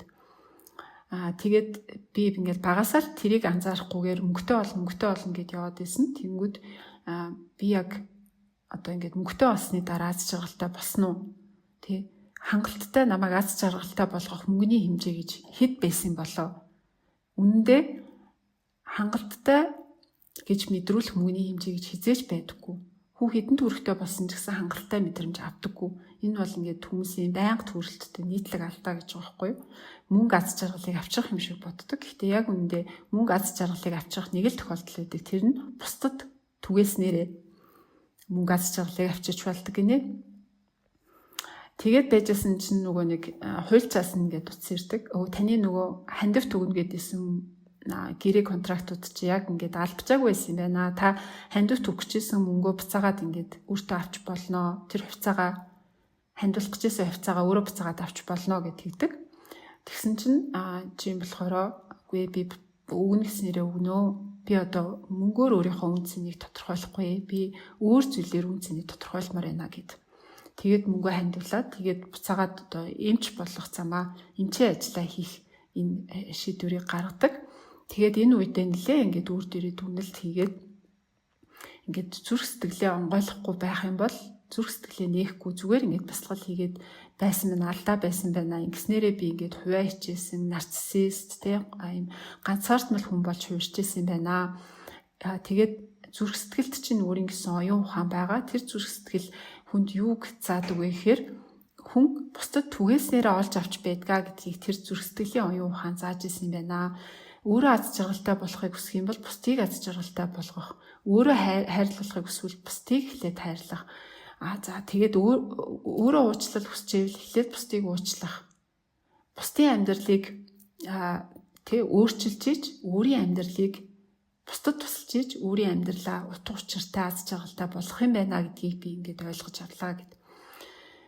Тэгээд одоо зүрх сэтгэл одоо тархины оюун ухаан хоёулаа аягүй чухал. Тэр хоёрыг хоёулынгийн ингэж уялдаа холбоотой байлгах чиж хүн илүү аз жаргалтай илүү эрүүл инх утга учиртай амьдрах юм байна гэдгийг одоо ингээд ухаарсан байгаа юм. За тэгэхээр яг энэ нөгөө зүрх сэтгэлийн оюун ухаан гэлтэнгүүд айгүй тийм юу яриад байгаа юм болооч гэдэг юу те тиймэрхүү байдлаар сонсогдож байгаа ах та энэ дээр нэг тайлбарлаж өгөөч яг бяцлаглыг сонирхдаг хүнийхээ зүгээс юм зүрх сэтгэлийг тархинаас өөр те юу гэж бид нар ойлгол илүү ойлгомжтой байх юм бол. За энэ номын маань зүрхээ нэх гэдэг хэсэг бол маш утга учиртай гоё хэсэг санагдсан. Тэгээд түрүүн дэгийг маань ярьсанчлан эмч маань бол тэр итгэлийн санд хандуулж байгаа мөнгөө бол бас өөртөө авах боломжтой байсан хэдий чи ингээд нийтийн сайн сайхны төлөө хандуулаад амьдралаас ингээд шин эхлэлийг гаргаж байгаа штеп. Гэтэ санхүүчигээ ярих үед энэ мөнгийг ингээ өөртөө авах боломжтой юм байна гэдгийг сонсчоод эмчлэгээрээ заад хүлээж байгаараа гэдээ утсаа тавьсны дараа рутин хийсэн нөө зүрхний луужин гэдэг байгаа зүрхээ нэх тэр бяцлаглыг эмч маань хийж байгаа юм л да тий. Сайхан нүдэн ханаад яг зүрх рүүгээ бууж ирээд анхаарлаа зүрхэндээ төвлөрүүлээд өөрийнхөө өнгөрсөнд хийсэн тэр алдаануудыг уучлаад хамгийн түрүүнд өөртөө ингээд хайр илгээгээд тэрнийхээ дараа өөрсдийнхөө тэр байгаа нөхцөл байдал хамгийн л одоо байгаа боломжоор хүүхдээ өсгөж хүмүүжүүлсэн тэр ээж аавыгаа бас ингээд хайрлаад тэдэндээ ингээд хайр илгээгээд өөрт нь маш олон гоё зүйлийг зааж өгсөн рүүтэд бас ингээд хайр илгээгээд яг өөрсгөө нөхцөл байдалд амьдарч байгаа тэр өрөвдөлтөй бяцхан хүүхдүүдэд бас ингээд хайр илгээгээл маш олон хүмүүст ингээд хайр инэрлийг ингээд зүрхнээсээ илгээж байгаагаа ингээд мэдрээд ингэж бяцлах үед манай эмчид бол маш их гоё юм тайтахрал мэдрэгдээд тэгээд энэ мөнгийг би бусдын сайн сайхны төлөө өгөх юм байна гэдэг тийм шийдвэр одоо эмчээс маань гарч байгаа шүү дээ. Тэгээд буцаад уцтаад одоо энэ мөнгө хандуулъя гэдэг шийдвэр гарч байгаа тий. Тэгээ яг тэр үедээ нөгөө рутин яриад байсан зүрхний луужин гэдэг байгаа зүйл энэ эс юм биш тий. Тэгээд зүрх гэдэг чинь өөрөө бидний дандаа бусдтай холбогдох, харилцах, тэр инэрэнгүү авах, өгөх гэдэг ийм эерэг энэ мэдрэмжүүдийг одоо шийдвэрүүдийг бас ингээ гаргадаг юм байна гэдгийг манай эмч маань эргэж харж байгаа юм. Тэгээд 12 наснда үнэхээр бас би энийг ингээд ойлгоогүй зөвхөн л тэр нөгөө эд материал авах өөр ингэсэн зүйлтэй болох л гэдэг тэр төвлөрсөн. Тэгээд яг энэ тэр зүрхээ нэх гэдэг хэсгийг нь бол ерөөсөө тийм гүн гүнзгий ойлгож ингэж авч амжаагүй гэсэ болоод бас энэ дунд нь ингээд алдаа эмгтэл гарч байгаа тийм. Гэтэ хамгийн сайхан нь энэ хүн эргэж хараад өөрийнхөө зүрхэн дээр төвлөрөөд тэр асуудлуудыг шийдэж байгаа байдал нь бас сайхан санагдсан. Тэгэд рутин тэр зүрхний луужин гэж нэрлэдэг байгаа юм нь хожим нь одоо л бодсон чинь тэнэгч мэдрэлээр явагддаг зүрх тархины энэ хуйлдааны талаар рут айл хизээ надад бас ингэ зааж исэн юм биш үү гэд эмч мэрэгчл эзэмснийхаа дараа ингэ харж байгаа тийм. Тэгээ энэ ном дээр гарч байгаа энэ зүрх тархины холбоо гэдэг зүйлээс гадна нөгөө энэ болохоор тусдаа өөр судалгааны юм харж байгаа. Энэ HeartMath Institute гэдэг ийм зүрхний талаар судалгаа хийдэг ийм эрдэм шинжилгээний байгууллага байдаг. Тэгээ тэрний энэ сүүлийн 30 гаруй жилийн дотор ингээд маш олон төрлийн судалгаа хийсэн юм билээ. Тэгээ тэдний судалгаагаар болохоор энэ зүрх тарих хоёр хоорондоо ийм дөрвөн өөр замаар ингээд мэдээлэл солилцдог юм байна гэж байгаа байхгүй. Тэгээд мэдээлэл солилцохдоо тархинаас зүрх рүү ирдэг тэр долгион мэдээллээс илүүтэй зүрхнээс тархи руу очдог тэр мэдээлэл нь бол бүр илүү өндөр хувьтай байдгаа гэж. Тэгээд нэгдүгээрт бол тэр мэдрэлийн холболтоор зүрх тарих хоорондоо мэдээлэл солилцож байгаа. Тэгээ биохимийн талаас янз янзын даавар гормонууд ингээд мэдээлэл солилцдог. Тэгээд био одоо физик талаас энэ даралт механик үйлчлэлээр энэ тарих зүрх хоёр хоорондоо мэдээлэл солилцож байгаа. Тэг хамгийн сонирхолтой санагдсан болохоор энэ энергийн тусламжтайгаар цахилгаан суран зун долгионы талбарт хүний зүрх тарих хоёр хоорондоо бас ингэ мэдээлэл солилцдгоо гэж байгаа байхгүй. Тэгээд энэ зүрхнээс гарч байгаа долгион давтамжийн цахилгаан соронзон долгион нь тархиныхаас бүр хэд дахин өндөр ийм хүчтэй ийм долгион давтамжийг гаргадаг. Тэгээд тэр зургийг нь харахаар тэр зүрхнээс гарч байгаа энэ соронзон долгион энерги нь болохоор ийм нөө тоорус хэлбэр ингээд байгаа байхгүй. Ингээд хүний биеийг ингээд бүрхсэн ийм дугуй хэлбэрийн ийм соронзон долгионы зураг байгаа байхгүй юу? Хүний биеийн гадуур. Тэгээд тэрийг харахаар нөгөө хүмүүс аураагаа үзүүлдэг штеп, нөгөө биеийнхээ аураг үзүүлж гин гэд гэрлэн биеэ үзүүлж гин гэд үзүүл. Тэрнтэй аягүй юм төстэй хэлбэртэй ийм зураг байгаа байхгүй. Тэгээд хэлж байгаагаар нь бол зүрх тарих хоёр нэг одоо кохерент ийм нэгдмэл ийм төлөв дээр ажиллах үед хүний шийдвэр гаргалт, одоо харилцаа, амьдралын чанар юу гэдгийг маш олон зүйлд ийм эрүүл мэнд талаасаа ч гэсэн ийм эерэг нөлөө үзүүлдэг гэсэн юм бас судалгаанууд байлээ. Тэгэхээр энэ хүний зүрх нэгдэх тэр зүрхнээсээ асуудлыг харах гэдэг зүйл бол одоо шинжлэх ухааны талаасаа ч тэр өдөр тутмын хүн хоорондын харилцаан дээр ч тэр маш юм юу гэж хэлэх юм нандин гой зүйл юм байна гэж бодгцоо. Тэгээд одоо дахиад энэ зүрх тархины уялдаа холбооны талаар бол бүр илүү гүн гэнзгий судлын энэ төрлийн бас бясалгаллуудыг улам сонирхыг гэсэн юм бодлоос төрсөн. Тэгээд одоо ингээд тарих болохоор ингээд ийм өрсөлдөөнч би яаж бусдаас илүү байх уу? Яаж ялгарх уу? Яаж мундаг байх уу гэдэг талаас нь илүү ажиллангууд хүний бусдаас жоох тусгаарлах гэдэг юм байна л да. Тэгэнгүүт зүрх болохоор илүү бусдтай одоо яаж холбогдох уу? Тэгээ бусдад яаж өвч, яаж ингээд хуваалцах уу гэдэг тэр талаас нь ажилдаг болохоор одоо эрүүл мэндэд ч гэсэн нөлөөлдөг гэж байгаа байхгүй тий. Ингээд бусдтайгаа зүрх сэтгэлээрээ холбоо харилцаа үүсгэж чадсан байх тусмаа эрүүл утга учиртай удаан хугацаанд амьдрнаач гэдэг юм уу тий. Тэр эрүүл мэндэд ч гэсэн ингээд хүний амьдралын чанарт нөлөөлдөг зүйл байгаад тах шиг байгаа юм. За тэгээд эмч маань ер нь бол одоо яг нөгөө нэг ингээд одоо л ойлгож байгаа юм тий. Тэгээд би миний сэтгэлийн дуудлага бол ингээд эмчээ хийх юм байна, бусдад туслах юм байна гэдгийг ойлгоод тэгээд тухайн үед амьдарчээсээ хотоосоо өөр Миссисипи очоод нэг юм усын эмнэлэгт ажиллахаар болдог. Тэгээд тэр эмнэлэгтээ болохоор нэлээ олон сайн эмч нарыг ингээд цуглуулад ийм тарих мэдрэлийн тасхийг нь сайжруулах тал дээр ажиллаад тэгээд амьдралын боломжгүй хүүхдүүдэд туслах. За тэгээд тухайн үедээ болохоор Катрина гэд хар салхи болсон мэс хар салхины дараа салхинд нэрвэгдсэн айлуудыг те ингээд эрүүл мэндийн хувьд буцаад хөл дээрээ тогтоох гэдэг дээр нь ингээд өөрийгөө зориулаад тухайн үед өөрөө шинээр гэрлээд ингээд хүүхдтэй болцсон байсан ч гэсэн гэр бүлээсээ хол ингээд 2-3 жил Миссисипид ажилласан гэж байгаа байхгүй. За тэгээд тэр үеэ дуусгачаад буцаад за би ингээд судалгаан дээр илүү ажиллах юм байна гэж Стэнфорд их сургуульд өмнө нь бол бас профессороор ингээд хагас цагаар ажиллаж байсан юм байна. Тэгээд одоо энэ удаад бол бүтэн цагаар ирээд тэгээд Стэнфордын их сургуульд мэдрэлийн мэс засалчаар ажиллангаа ингээд судалгаа хийгээд тэгээд тэр үедээ зүрх сэтгэлийг одоо нээх ийм зүрхний цагаан толгой гэдэг зүйлийг бий болгосон тий. Тэгээд энэ дээр нэг зүрхний цагаан толгойн 10 элемент гэх юм уу тийм зүйлийг одоо бий болгосон байгаамаа. Тэрийг тунгаагч минь тайлбарлаад өгөөч. Манай номын бас нэг чухал хэсэг үл энэ зүрхний цагаан толгой гэх хэсэг байгаа тий.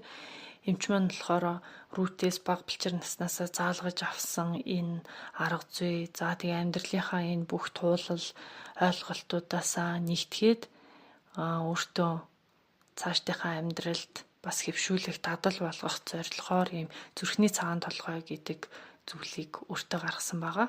Тэгээ эмч хүн болохоор маш олон ийм онлын ойлголтуудыг цээжлэх ийм шаардлага болохоор нөө эхний үсгүүдийг нь товчлож ингээд цээжилдэг энэ мнемоникуудыг ингээд айгүйх бэлдэж хичээл одоо цээжлэх зүйлээ оюутан бахаасаа ингэж өөр юм болгодог байсан аргынхаа дагуу нэг ийм 10 чухал зүйлийг онцолж тодорхойлоод тэднийхээ нэг ихний үсгүүдээр нь өөртөө сануулад ингээд өглөө болгон энэ зүйлээ уншиж өөртөө сануулдаг болсон байгаа юм. Тэгээ энэ нь болохоор сайн эмч байх төдийгүй сайн хүн байхыг бас надад үргэлж сануулдаг, амьдралаа юм зөв жанжин шумаар авч явахад тусалдаг юм зүйл болсон юм а гэдгийг энэ дээр хуваалцаж байгаа. Тэгээ энд хэлж байгаа, ярьж байгаа энэ зүрхний цагаан толгой дээр яригдчихж байгаа зүйлүүд бол бас орчин үеийн хүмүүс бидний санууштай, заримдаа мартдаг, энгийн юм шиг, мэддэг юм шиг боловч бас амьдралдаа тэр болгон хэрэгжүүлэлээ мартчихдаг ийм зүйлүүдийг тусгасан санагдсан. За эхнийх нь болохоор инрэл нэгүслийн сэтгэлийг хэлж байгаа юм. Тэгээд энэ дөр бол олон хүн өөрсдийнхөө энэ дотор өөрөө өөрийгөө шүүмжилж бусдад өгдөг тэр харамгүй нинжин сэтгэлийг бас өөртөө өгч чаддаггүй. Тэгэхээр энэ дөр бол бусдад сайхан сэтгэлээр хандах болон өөртөө бас тэр сайхан сэтгэлийг өгөхийн тухай ярьж байгаа. Тэгэхээр бид нар заримдаа өөрт өгөөгүй зүйл, өөрт байхгүй зүйлээ бас бусдад өгч чаддаггүй учраас хүмүүсийг ч одоо ойлгож, хайрлж, зовлон бэрхшээлийг нь хөнгөлж туслах тэр сайхан сэтгэл, нэгүсэнгүй сэтгэлтэй бай. Мөн энэ зүйлээ өөртөө өгдөг байх тухай энэ нэгүсэнгүй сэтгэл дээр ярьж байгаа. За хоёр дахь зүйл нь болохоор нэр төр. Энэ нэр төр дээр болохоор өрөөл бусдыг одоо бас хүндэтгэх, эргэтгэж харилцах өрөөл бусдаас өөрийгөө олж харж чаддаг л тийм хүн бол бас зүрх сэтгэлээрээ бусдтай холбогдож тэдэнд гар сунгаж чаддсан юм а гэж байгаа байхгүй. Тэгэхээр хин нэг ингээл өөрчлөхгүй л өөрийн хүслээр байх гал байх биш. Тэр хүмүүсийн бас энэ заяагдмал эрхийг нь, нэр төрийг нь хүлээн зөвшөөрч хүмүүсийг хүн ёсоор хайрлж хүндлэх, нэр төрийг нь хүндлэх тухай энэ хэсэг дээр гарч байгаа. За дараагийнх нь болохоор энэ ууж чанар гэдэг. Амьдралыг дандаа л нэг юм баяр хөөр, сайхан байх ёстой гэдэг ийм хүлээлттэй бити байгаарэ. Амьдралд бидний бас бодож төлөвлөөгүй янз янзын зүйлүүд тохиолддгоо. Тэгэхээр энэ бүхнийг бас ууж сэтгэлээр хүлээж авах, төвшин сэтгэлтэй байхыг өөртөө дадуулаарэ гэсэн зүйлийн дээр яригдчихэж байгаа. Хэрвээ амьдралыг дандаа л нэг гой сайхан байна гэдэг талаас нь хүлээгээд хараад ах юм бол урам хугарахаас цаашгүй шүү гэдэг зүйлийг энд хэлж байгаа. За дараагийн хэсэг болохоор уурчлал. Мэдээж хүн гэдэг бол төгс биш, дандаа л алдаа оноо гаргаж ингээ явж идэг. Тэгэхээр танд буруу зүйл хийсэн хүн ингээл уурлал, хилэгнэл, хорсоол яваад ах юм бол өөрөө хор учаад дайснаа хизээ өгөх юм болоо гэд хүлэхтэй адилхан гэж хэлж байгаа юм л да. Тэгэхээр хүнийг бас уурчилдаг байгаарэ. Уучлалын цаана бол мэдээ сэтгэлийн амар амгалан байгаа шүү дээ. Тэгэхээр өөрийгөө юм хоригдсон өрөөнийхөө төлхөөрийг гартаа хатчихсан хэрнээ тэрийг ингээд онгойлгохгүй байгаатай л адилхан гэд хэлж байгаа. Тэгэхээр энэ уучлалын талаар бас их үнэн зүйлийг хэлжээ гэж бодогдсон. За тэгээд дараагийн чухал хэсэг болохоор талархал. Хүн ер нь байхгүй зүйлдээ гомдолж явахаас илүү нөө байгаа зүйлдээ талархаж тэрний үн цэнийг мэдэрч байх гэдэг сэтгэлийг бас жаргалтай, сайхан болгодог зүйлийн нэг шүү дээ. Тэгээд мэдээж тэр талархлыг бас бусдад илэрхийлж авах, энэ нь эргээд бас талархлын сайхан сэтгэл бол дандаа дамжиж халдварлаж идэг. Тэгэхээр энэ талархал гэдэг зүйлийг бас эмч маань өөртөө ингээд дадуулд юм байна гэж.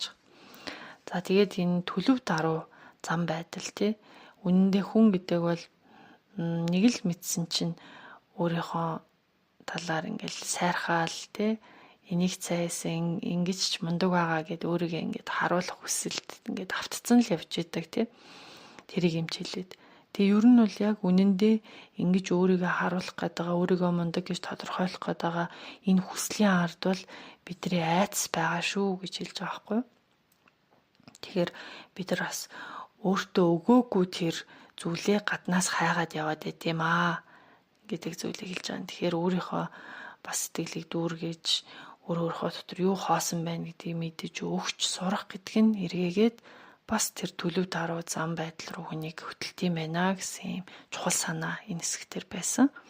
За тэгээд дараагийнх нь болохоор чигч шулуун одоо зан гэж байгаа. Интегрити буюу одоо нөгөө шулуун шудраг байдлыг хэлж байгаа Тэгээд бид зоримог байхыг энэ зан чанар бол шаарддаг. Тэгээд хамгийн гол нь үнэт зүйл энэ дээр илүү их яригдчихэж байгаа.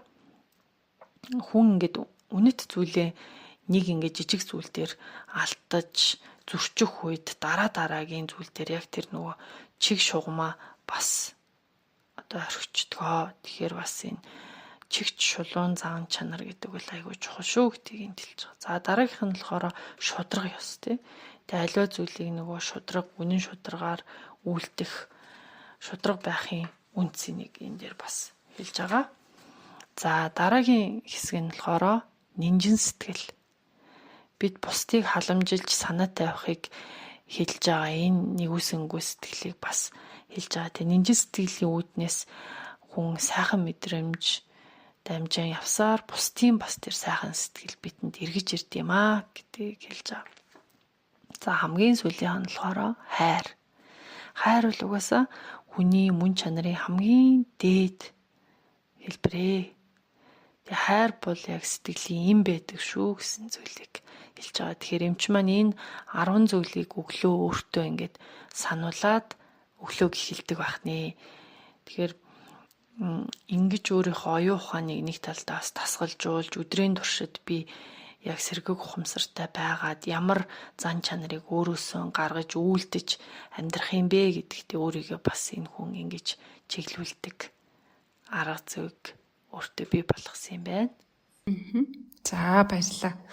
За энэ номны бас айгүй чухал хэсэг зүрхний цагаан толгой гэдэг хэсгийг гоё тайлбарлаж өглөө.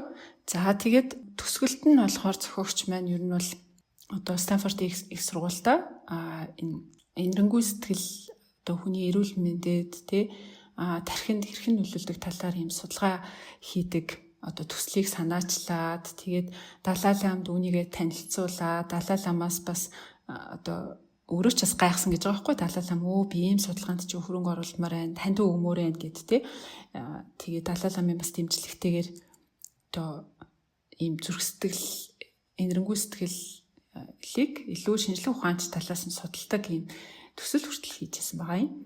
За тэгээд номныхоо төгсгөлд болохоор зохиогч маань нөгөө төрлөх түлээн medical school-тэй төгссөн ангаахаа сургууль дээр очиод ингээд шинээр эмч болж байгаа одоо төгсөгчдөд зориулаад төслийн арга хэмжээ дээр үг хэлж байгаагаар төсдөг. Тэгээд тэндээ хэлэхдээ болохоор та нар бол зүгээр нэг хүнийг ингээд онош ч юм уу өвчин ч юм уу гэж харж болохгүй. Илүүтэйгээр энэ хүний амьдралыг өөрчлөх хүчтэй хүмүүс гэж өөрсдийгөө бодох хэрэгтэй. Тэгээд хамгийн чухал нь хүнд энэрэнгүй сэтгэлээр, сайхан сэтгэлээр хандах нь чухал юм шүү гэдэг тэр мессежийг одоо ярианыхаа үед өгөөд тэгээд өөрөө ч гэсэн тэрийг хэлж байхдаа ингээд хоолойн зангираад уйлаад танхимаараа л уйлсан юм шиг байна. Тэгээд нэг тийм гоё сэтгэл хөдлөсөн сценээр гэд ном маань төгсөж байгаа. Тэгээд цогч минь хамгийн сүүлд нь одоо миний амьдрал тохиолдсон юм ичдээ юм шиг рүүттэй уучрсан учрал бол одоо маш их зүйлийг ойлгуулсан, тэг амьдралын минь өөрчилсөн тэгээд миний дотор ийм их хүч байгааг мэдрүүлсэн. Гэтэ энэ хүчийг олж авахын тулд заавал начиг ийм илэв шидний мухлаг олоод ар өрөөнд начаад авах шаардлагагүй. Хүн болгонд энэ хүч байгаа. Энэ хүчийг гагцгүй одоо энэ ном дээр зааж өгсөн аргуудын тусламжтайгаар бясалгал хийгээд гэд өөртөө дадуулах хэрэгтэй. Тэрийг амьдралдаа одоо нэвтрүүлэх тэр хүч чадал чинь танд байгаа шүү. Хүн болгон байгаа шүү гэж хэлээд энэ ном маань дууссан байгаамаа. За тэгэхээр одоо хоёлаа нөгөө энэ ном дээр гарч байгаа 4 үе шаттай. Ялангуяа эхний 3 үе шат бол аягүй чухал те. Энэ 3 үе шатын бясалгалыг, дасгалыг одоо тунгаагч хаа тусламжтайгаар за орчилгаатайгаар хийж үзцгээе. Бясалгалаа хэлхийн өмнө анхаарах хэдэн зүйлийг сануулъя. Номон дээр байгаачлан сэтгцэд нөлөөлөх юм бэлтгэл бодис хэрэгэлсэн бол мөн согтуур хулгандаа хэрэгэлсэн байгаа бол энэ удаад бясалгалаа өнжөөрэй.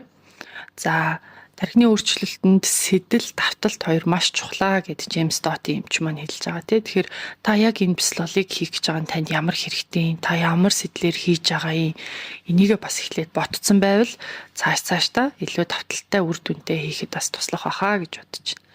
За та ерөөсөө ийм төрлийн биеийн ажиглаж анзаарах бясалгал дасгал хийж байгаагүй бол эхлээд биесээ зөвшөөрөл аваасай гэж хүсэж байна. Сонин сонсогдчих магадгүй. Бид нар яг бодлороо тархиараа би энэ бясалгалыг хийя гэдэг зүйлээ тодорхойлоод хийж эхэлсэн ч гэлээсэн бидний бие махбодын хувьд энэ нь цоо шин өөрт нь таатай биш мэдрэмжийг өгч болно. Яагаад гэвэл би дандаа шин зүйлийг аюул одоо энэ болохгүй зүйл байна гэж хүлээж авах хандлагатай байдаг учраас хэдийгээр бясалгал маань гоё таатай гоё мэдрэмж өгч байгаа ч гэсэн би ингэ зогсож болохгүй штэ. Би ингэ суугаад байж болохгүй штэ гэдэг нөгөө хуучны дандаа юмыг хийгээд давшаад хурдуурдээ хийдэг ч гэдэг юм уу тэр одоо сурцаараа би хөдлөхгүйд байж магадгүй. Тэгэхээр эхлээд сайхан тухтай суугаад гарын алгаа цээжин дээрээ тавиад өөртөө биедээ хэлээд би одоо энэ удаад өөрийнхөө биеийг сонсоод ажиглаад одоо энэрч хайрлах ийм дасгалыг хийх гэж байна. Ингээд зөвшөөрч гин үү? Хоёлаа энийг хийя гэд өөрийнхөө биетэй өөрөө ярилцсанаа гэсэн үг. Тэгэх юм бол илүү үр дүнтэй болно. За бас таны бие ингээд хөдлөхгүйд илүү идэвхжэлтэй анхаарал нь гадна тийшээ хитрхийх байгаадах юм бол та эхэндээ нэг хөлтөө мөрний хэмжээний зай авч зогсоод сайхан бие сэгсрээд хөлнөөсөө эхлээд гараа сэгсэрмээр сэгсрээд бие хөдөлгөөд ингээд биедээ байгаа тэр идэвхжил хөдөлгөөд байгаа хөдөлгөөнийг нь эхлээд гаргаад өгчүүл илүү үр дүнтэй. Сургууль дээр сурагчдаараа бясалгал хийлгэж байгаа ч гэсэн ажиглагад хөдөлгөөн ихтэй манай хүүгүүд ийм шейкийн дасгал хийх, аэробикийн дасгал хийсний дараа бясалгалаа суугаад хийхэд төвлөрөл нь маш сайн байгаа нь ажиглагддаг. Тэгэхээр энэ том хүн дээр ч гэсэн ялгаагүй. За бясалгалын үеэр хамгийн том одоо биднэрт саад бэрхшээл болох зүйл бол бидний бодол. Намн дээр гарч байгаачлан нөгөө FM-ийн дуу хоолой тэрний хөтлөгч шиг ийм нэг бодол гарч ирээл намайг захирах гал те юу хийгээ суугаад байгаа юм бэ? Одоо ажил төрлөө бодоо чи ингэ суугаад ах юм уу? Энд захтнаад дээ штэ. Тэнд мажмаар байна, босмоор байна. Таагүй байна гэд нөгөө янз янзын бодлуудыг ингээд гаргаж ирээд ч магтгүй. Тэгээ энэ үед санах ёстой нэг зүйл бол энэ янз бүрийн бодлууд бол та биш ээ. Энэ бодлуудын эзэн нь та өөрөө. Тэгэхээр бодлыг дандаа хөндлөнгөөс ажиглаад би нэг иймэрхүү юм бодож ин доо гэж өөрөө анзаараад тэгээ тэр бодлыг үргэлжлүүлж бодгосны ч хэрэггүй, зогсоох гэж тэрнтэй тэмцэлдэг ч хэрэггүй. Анхаарлыг нөгөө биеийнхээ аль нэг төвлөрж байгаа хэсэг рүү буцаагаад аваачна. Тэгээ энийг бол ихний үед бол бүр хэд дахин хийх хэрэг гарна. Тэгээ энэ бол маш хэвийн зүйл.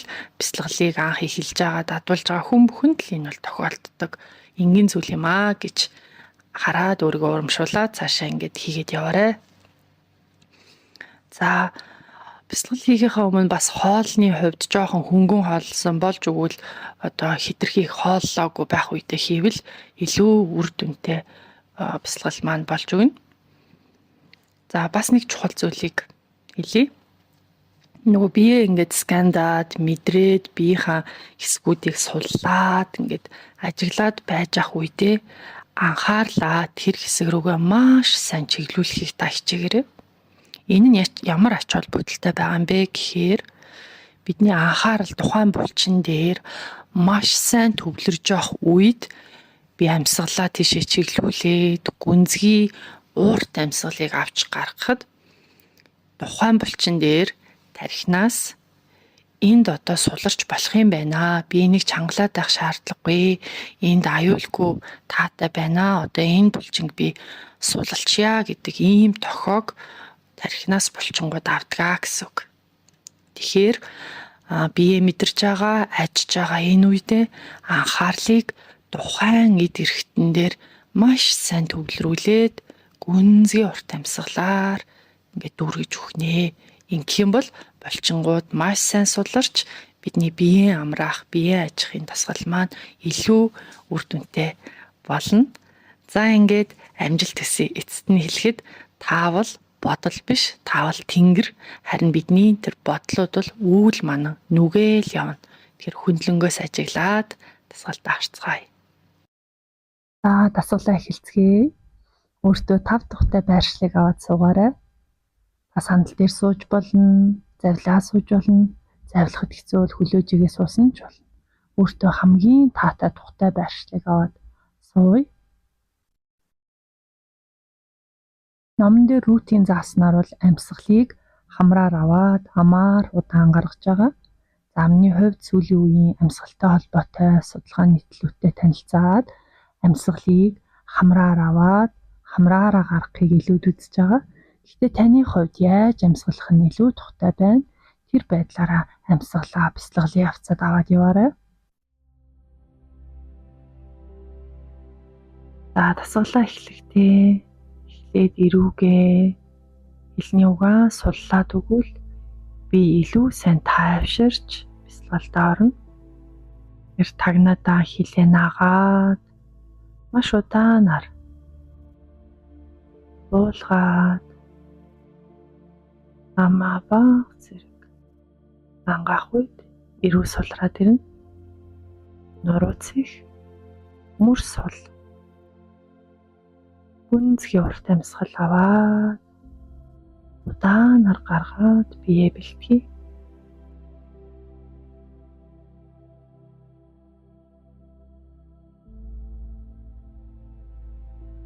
Дахиад нэг гүнзгий урт амьсгал аваад гаргая.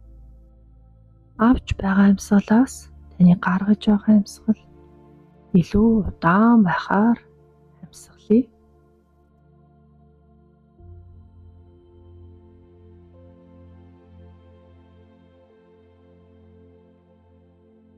Дахиад бие мэдрээд гүнзгий урт амьсгал аваад удаанаар зөөлөн гаргая. Би тэр юу болж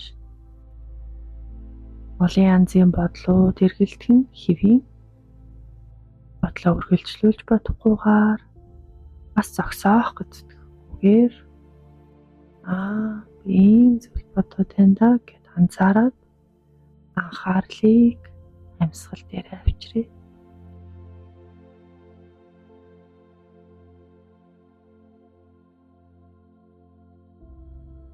Дахин нэг гүнзгий урт амьсгал аваад илүү суларч удааширч байгааг мэдрээ.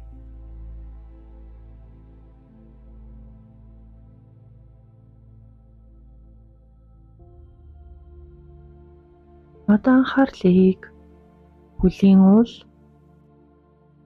агаанаас доош хэсэг дээр хандуулъя. Хүлийн уулан дээр юу болж? Хүлийн хуруунууд танд яаж мэдрэгдэж байна? Амьсгалъя.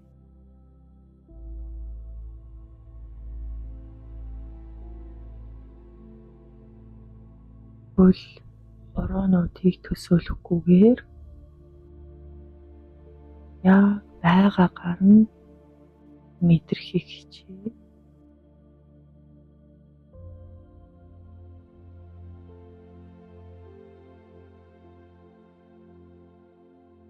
Бүх анхаарал хүлэн дээр байна.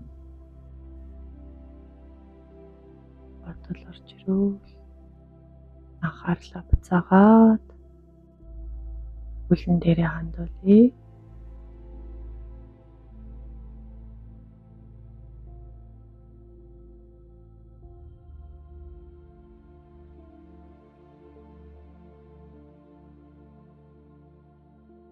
Хүлийн хуруу, хүлийн уул амьстай хэрхэн шүргэлцэж байна. Мэдрээд хамт байна.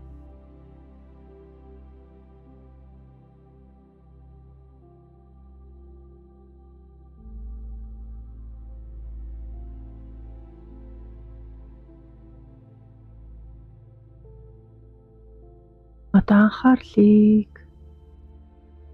шилжүүлээд хүлийн шилбэний булчин танд хэрхэн мэдрэгдэж ажиглээ. Анзаараад үз. Шилбэ дотроос нь мэдрэх гээд үзье. Хэрвээ энэ нь танд амаргүй байвал хүлийн шилбэг гаднаас нь төсөөлөхгүйгээр яг одоо хэрхэн мэдрэгдэж байгааг нь мэдрээд гүнзгий урт амьсгал аваад эзэкийн хамт бай.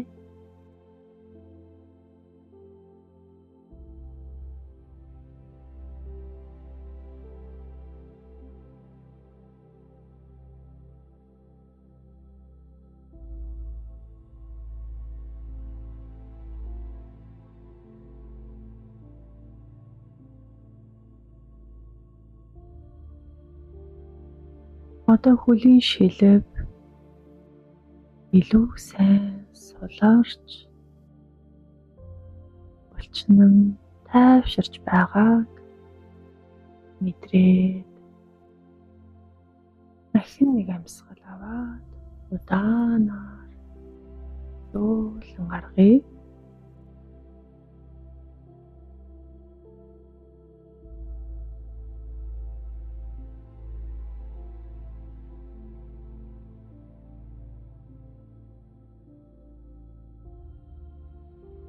Удаан анхаарлыг шилжүүлээд гоёа мэдрээ.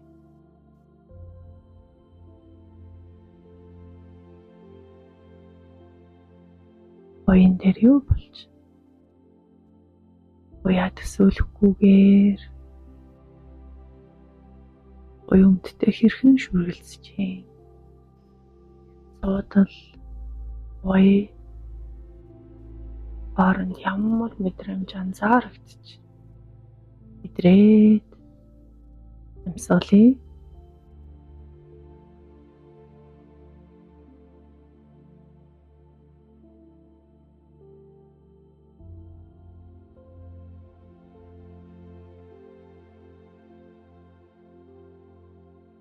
зөөлөн амьсгалах үед гоёны булчин сулран тайвширч байгааг анзааръя.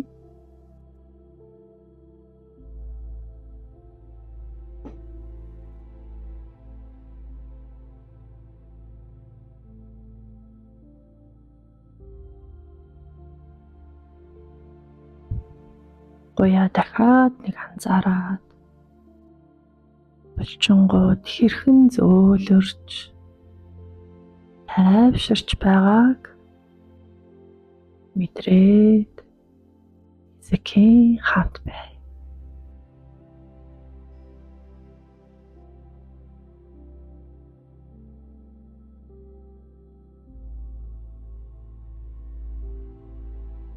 Одоо анхаарлыг шилжүүлээд эвлийн хэсгээ мэдрээ. Эвлий танд хэрхэн мэдрэгдэж? Энэ хэсэг дээр юу болж?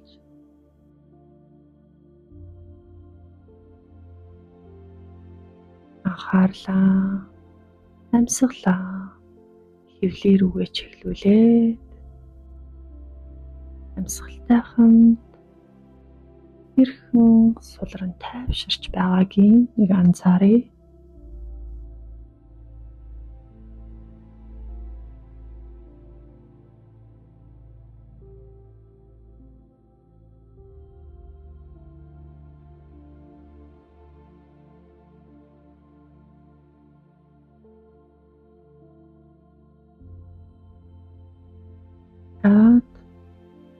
Нэг сайхан урт амьсгал аваад удаанаар зөөлөн гаргая.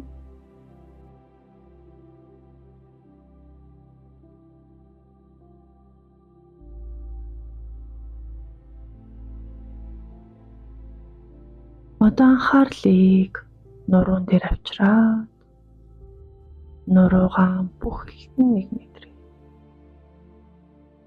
Амьдралын ачаалал, бодлын ачааг үргэлж өөртөө үүрч байдаг нуруутайгаа хамт байгаа анхаарал амьсгалыг нурууны бүхий л хэсгүүдээр дамжуулан эзэкийн мэдрээд сууя.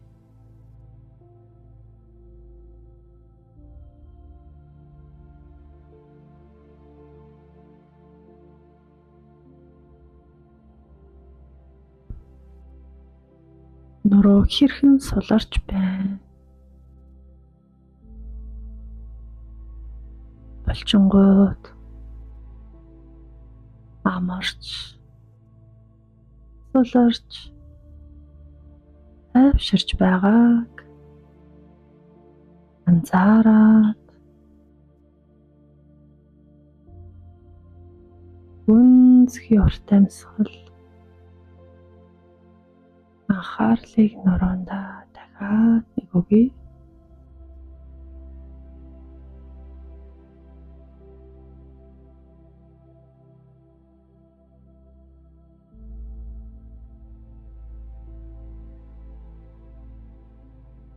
Одоо анхаарлыг шилжүүлээд хүзүү мөр хэсгээ мэдрээ. Энэ хэсэг дээр ямар нэгэн чангарал бүтгэл байна уу? Зөөлөнсөллаад одоо амарч тайвширч болно гэд. Толгойг минь үргэлж дааж яваа хүзүүндээ мөрөндөө сулран тайвшрах. Орон зайг өгөөд энэ хэсгээ мэдрээд хэсэгхэн суугаад үзье.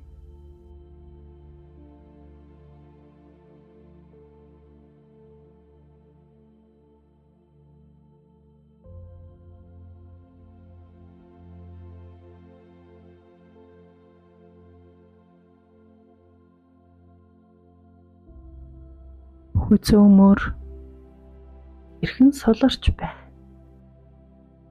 Эрхэн зөөлөрч байна. Мэдрээд анхаарал гүнзгий урт амьсгалаар улам илүү сулрахтан таслаад амьсгалж өгье.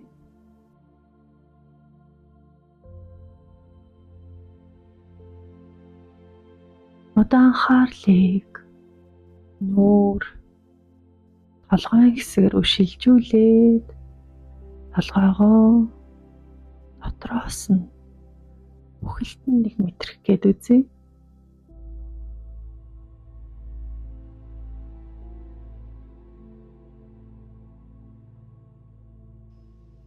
Бодож сэтгэж бүхнийг түлхүүлсээр байдаг. Уурах тарих толгойдоо хэсэгхэн ч гэсэн амран тайвшрах. Орон зайг өгөөд бүх анхаарал гүнзгий амьсгалыг толгойдоо чиглүүлээд удаанаар уртаар амьсгалаад хэсэгхэн бай.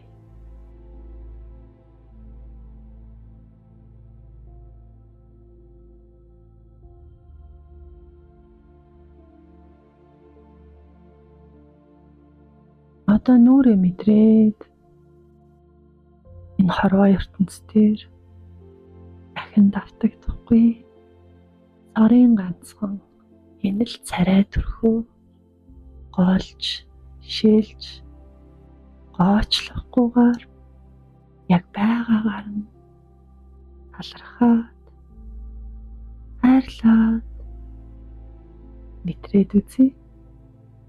Юу өөр бэ? Энд ямар бэ?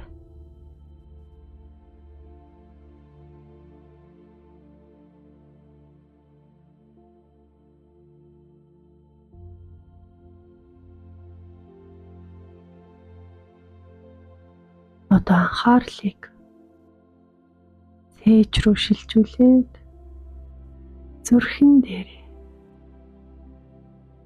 бүхий л анхаарал амьсгалыг чиглүүл.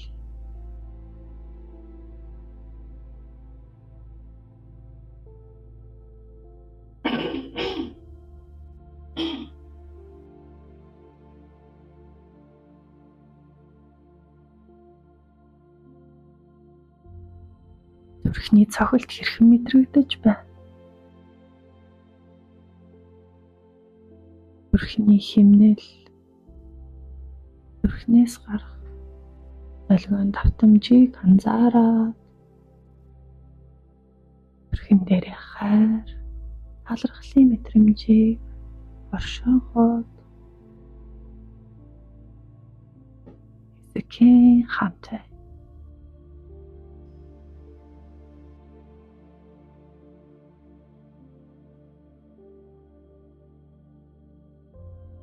таны гихийн хөвлөд бүрэлдсэн цагаас энэ цаг мөчийг хүртэл оромж зогсохгүй зохилсоор байгаа.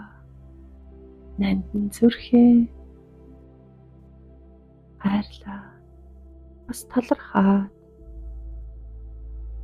үнцгийн амьсгал тайвшрал хайр инэрлийг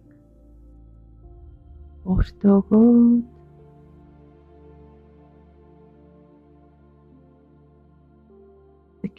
сой.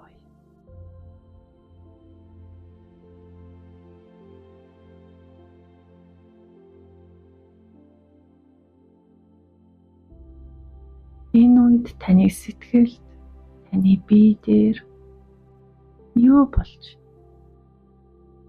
анзаараа.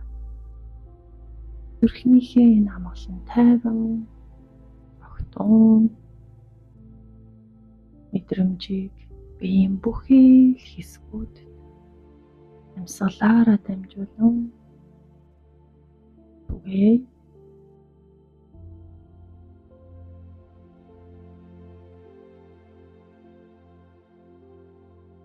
энэ мөчөд өөрийн биеийг анзаарч өөртөө бүрэн дүүрэн анхаарлыг өгсөн.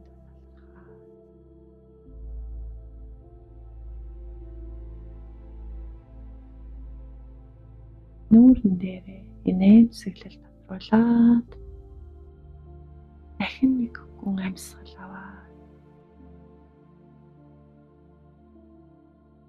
бие мэдрээд огнхон хормыг өнгөрүүлээ.